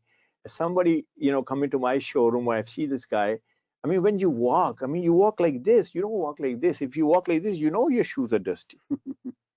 And there's, by the way, no excuse for going like, okay, bahar badi garmi hai, bahar bada weather kharab hai, dusty hai, aap Pakistan mein, aap America se hain, aapko kya tha Pakistan mein dirt kitni hai. Bhai sahab, aap apna shoes ki jo kehte hain na, wo shiner, have 3 shiners. There is no excuse for it. 1 shiner at your home, the other shiner in your car if you travel, or agar aapki car nahi hai, bike pe jate hain, bike mein rakh lein, and 3rd should be in your office. So there's no excuse. By the way, I love your polished shoes. When I walked in, I said, oh my, I wanted to salute you for that. Okay. So anyway, polished shoes. Okay, this is another thing, big mistake. Okay, let me tell you the rule of showing skin. Skin should be shown only in 2 places, your face and your hands. There should be no skin showed any other place. I mean, if you're a guy, you're a young guy, you think like, you're going to open up 2 buttons here and your hair chests are showing and you're going to look very macho. I tell you something, you may look macho, but you not look professional. So don't do that. And then this is like a small tip there. Your skin shouldn't show here. And this is the very simple remedy for this is that when you buy socks, buy a little bit longer socks. Don't buy like short socks. And remember, when you're going to sit, the pant it's going to ride and it's going to show the skin. So that's a very unprofessional look. Length, tie length. See, a lot of guys don't know that. That's the right tie length you see in the center. You should just touch the buckle. And if you're wearing a short tie, that looks very funny, and long tie also looks very kind of silly. Power ties. What are 4 power ties? The first power tie is these are the polka dots, which have small dots on it, and it has a kind of like a darker background. They are very British. They're very stylish. They look very nice, and they are easy to combine. Also, you can have solid colors. Solid colors are very good. And then there are rep ties, diagonal ties. They're absolutely great ties. These are the 4 ties you should wear, and the rest of the ties either burn them or give it to charity. But don't give it to charity or accountant. Somebody who's not accountant. Okay, these are the power ties. Okay, belts. Now look at this belt on the the brown belt. I mean, this looks like a kind of a jogi nahi hota jaise spera, like it's gonna come in. I never wear it. Just sleek belt. Look at this sleek belt, and make sure there are no logos on it. No Gucci, Mucci. Especially fake Gucci. I mean, 150 रुपए की fake Gucci जाके नालकली से लेके आना है, उसके बाद उसको I mean, सर हम तो अकाउंटेंट हैं ना सर, तो बंदे तो हमें देखते हैं ना सर, वो कहते हैं ये क्या इसने किया हुआ. तो यंग गाय जो अगर समझता है ना, so I would say that. तो clean look में रहें, clean उसमें, that's the best for you. Belts, I mean, you should have array of belts, for your, for different outfits. आपके पास handbag अच्छा होना चाहिए, have a professional handbag. Shoes की पहले बात हो चुकी है, लेकिन now this shoe on the left, I mean, I have no idea who invented this shoes, who designed this shoe. This flat, front shoe does not look good with any kind of trouser. Trouser का अच्छा नहीं लगता, शलवार कमीज अच्छा नहीं लगता, suit का terrible लगता है. But I tell you something, somebody has made a ton of money with this. And if I ever see this guy, I'll shoot him for designing this shoe. This shoe has no place. अगर आपके पास है, again, get rid of this shoe. तो shoes right जो हैं sir वो ये हैं कि आपके अगर वेकेशन टाइप के नहीं है तो आपने ऑक्सफोर्ड शूज लेने हैं, लेस अप शूज. सूट पहने तो आपने लेस अप शूज पहनने. It's a serious garment, serious shoe, and a serious outfit, and that goes with serious shoes. Oxford shoes अगर आप गूगल कर लेंगे तो उसको आपको शेप मिल जाएगी, and it's not be too pointy and it's not be too, and then you should have all kinds of shoes for different occasions. And you should have nice sneakers. Why not for jogging and all that? Socks. Never wear socks which are like, on the left, like, these are very. वो कहते हैं किसी से मैंने पूछा कि why are you wearing loud socks? And he said, I make statements with these. I said, why don't you make statement with your mouth and statement with your personality and statement with who you are? Why you have to rely on socks to make the statements? So I would say solid color socks are your best friends. Professional, आपकी hair जो है professional, I mean, again, there's a whole topic about this, professional hairstyle क्या होते हैं, but to give you a tip, go to a nice stylist, nice salon who really knows your face shape and all that, could give you a nice cut. And I think it's worth spending maybe 2,000, 3,000 rupees with him at least once, and they can get your styling right. Polo shirt अगर आपने पहननी है तो a nice polo shirt लें. Don't buy cheap polo shirt. जैसे यहाँ पर लाहौर में क्या है वो क्रीम मार्केट है, तो सर उसमें 150 रुपए की शर्ट मिल जाएगी, and collar is going to get all out of shape and everything. It's going to shrink or it's going to sag or whatever it is. It's going to look horrible after one wearing. So invest in if you, but wear it like on the right occasion. जैसे आपने country club में, if you're invited, you go there, you want to play golf, you want to play, you are traveling, you want to be comfortable, all that. But in an office environment, I would not recommend it. T-shirt, आपके पास अच्छी T-shirts होनी चाहिए. पाकिस्तान में tragedy ये है कि you cannot buy T-shirts without logos. Is it true, right? That's right. So, I mean, it's always like written so much on it. So if you travel overseas or you have some friends, ask them to send you some color. They can be nicely combined with blazers, in a nice, let's say, for example, you want to go for dinner or something like that. So I'm not against T-shirts, but, again, with the blazer, I think it's going to look very nice. You should have a nice cashmere sweater. Grooming kit. This is a men grooming kit. Isme aapke lint remover, sir. You know what happens? Pakistan is very dusty and we have a lot of dust there. So the lint remover, what does is that you remove all the lint, all the dust there, and then you have all the other things, the comb there, and then all the other things in there, even like small perfume and everything. For women, this is the professional women style hairstyle. I think they look very good. Any one of these. These are the headscarf. I mean, I would say if you want to wear headscarf, why not look a little bit more trendy and fashiony? I mean, you look more decent and more. I mean, not decent word. Probably decent is not the right word. You could look more chic. You could look more. So these are various styles if you are into wearing hijab. Again, the dupatta you can be worn in many ways. Look at this, in many ways of wearing the dupatta. Jewelry for female encounter. I would say minimal jewelry, my friend. Minimal jewelry. Okay, not like heavy jewelry, not a chunky jewelry, not the oriental, not that hanging jewelry and all that. Best things are tops. Those pearl tops. They are the best for you. Again, you could use that jewelry, for parties, for wedding and all that. Ethnic jewelry, what we like to wear. But for professional, it's also sleek. Like look at the necklaces, all this very nice pearly kind of things, very sleek. They look the best on you. And also same is with the necklaces, all that very sleek looking, very elegant looking, and very, it's like earrings. Look at this small earrings, nothing hanging there. Those the bottom at the pearls, they're the beautiful. By the way, in the artificial jewelry, you can get all those colors and you can combine that with your different color outfits. And bracelets, same thing for women. Men, forget about, never wear a bracelet. But again, very chic looking, very sophisticated looking, very refined looking. You are a refined person, you are a sophisticated person, you are a polished person, and why should you not wear? These are different kind of shoes. I mean, you should have all these shoes. But for office, I would say avoid high heels. High heel shoes, avoid them for two reasons. One is that it's very hard to walk around in those. I mean, you get a backache. It's not easy to walk around all day long. And the other thing is the attention. Attention goes on the high heels, and you're a professional woman, and I think attention should be on your what you have to say and what you have to present and the agenda that you are moving forward. But you should have all these shoes for different occasions. Professional belts, you should have, if you wear a belt, I mean, you should have like very elegant, beautiful belts. Now, this is the grooming kit for women must have grooming kit. What if the nail breaks, in the middle of the day? What are you going to go home? Are you going to talk like this in the meeting? So you should go privately to the washroom or whatever, wherever, or your office, and you can fix it. So you should have a grooming kit. Okay, I'm going to go forward on this. I'm not going to go into detail about this, but I'm going to go to the hygiene part. Here's the hygiene part. Okay. Now, so do we see this picture here in Pakistan? Very often. Very often. Yeah.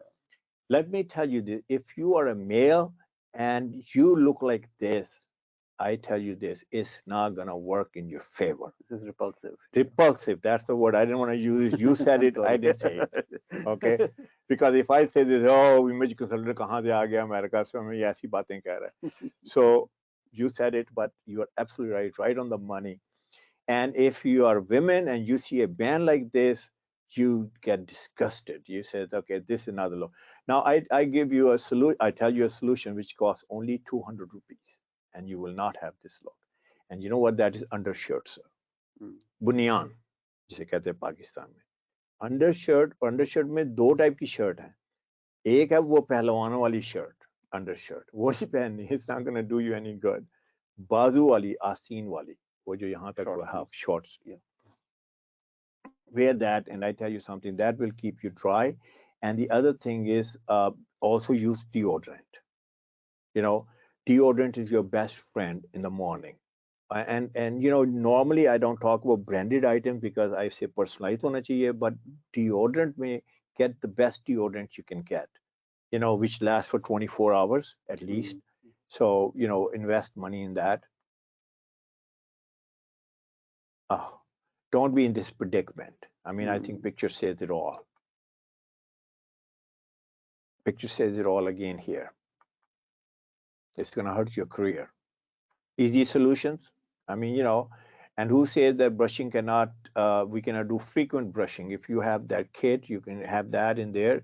You go to the washroom.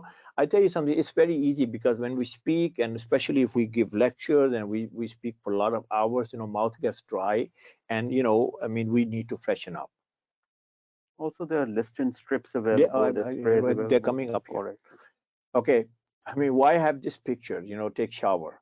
I mean, I know most of the people take shower. By the way, there was a student, he came, I won't name the university, and he came, and I felt like, and we became friends. And then all of a sudden I asked him, I said, by the way, do you take showers? He said, yes, sir, I do take showers once a week. So I said, God bless you. I mean, we live in a very hot, humid country, and so I think we should be, careful about that. This is the deodorant I just mentioned. Perfume. Should we wear perfume or not? So it's a question that I always get asked. तो मैं कहता हूँ perfume जरूर लगाना चाहिए, लेकिन नहाना नहीं चाहिए उसके अंदर. Don't bathe yourself in that perfume. They kill people. I tell you something, the biggest problem in perfume is this, that in Pakistan, about 60, 70, maybe more than percentage don't know how to put the proper perfume. Kaise lagana kaise hai. So I'll give you a small demo. Usually people, what they do is they take the perfume bottle here. Let's assume this is a perfume bottle. And what they go, shh, apne sare kapdon pe laga lete. That's not the way to do it. Okay, what you're doing is you're putting all the perfume on your body, on your clothes and everything, and it's a hybrid smell. Believe it or not, it's a pathetic smell after it gets worn out. So आपने perfume कैसे लगाना है? आपने यही bottle लेनी है and do 2 sprays here, just wrist, यहाँ पे wrist आपकी maybe right where the pulse is, and then just go one time here and the other time here. That's all you need. And during the daytime, let's say for example, if you travel a lot, and that's why the grooming kit is going to be very helpful for you. And you take that out and then freshen yourself up. And there are other small solutions. Here's the Listerine. I mean, we all know that mouthwash. Again, that could be in your grooming kit. Again, the mints. That's you just mentioned that about a minute ago, and we have that. Now, the last thing I want to tell you is this, and we're moving on to this. I mean, we did talk about the concept of dressing. We talked about the motivation. We talked about this. Now, this is a paradigm shift. And the paradigm, because I know you are all accountants, you talk about budget, you talk about money and all this. So I want to present it to you in those kind of contexts. Most of the people think that clothing is an expense. And when you think about anything which is an expense, guess what we do? We try to minimize the expense. Whether it's home, whether it's office, whether it's company expense, we say cut down the expense, cut down the expense. Now, if you will think clothing is an expense, guess what will happen?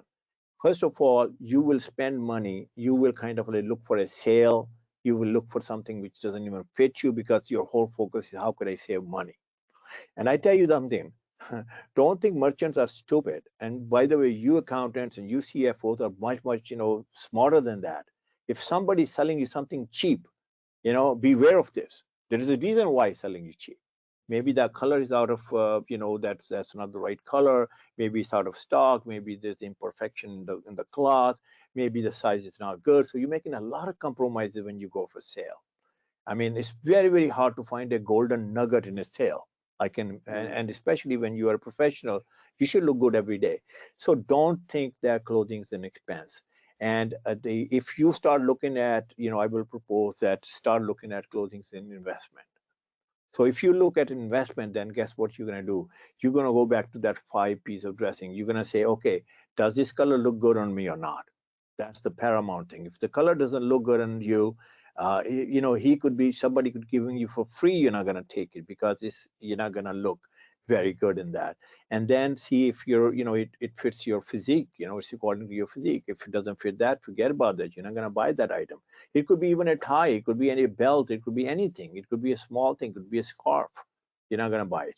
And the third thing is that it should be according to your personality. It should suit your personality. And then the fourth thing is should be according to your position and then the profession.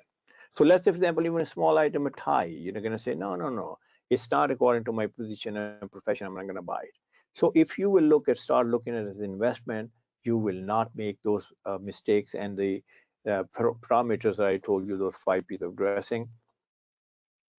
I mean, capsule wardrobe idea, I promise you that I'll tell you that. And it's very simple. If you have everything in the right colors, that's according to your skin tone and that, if you have everything according to your body type, and the third thing is according to which suits your personality, and the fourth thing is according to your position and profession, then I can guarantee you this, no matter what you have in your closet, and you can easily take out all this and you can put a combination and it's going to work. You can take a shirt, it will go with your pants, it will go with your jacket, it will go.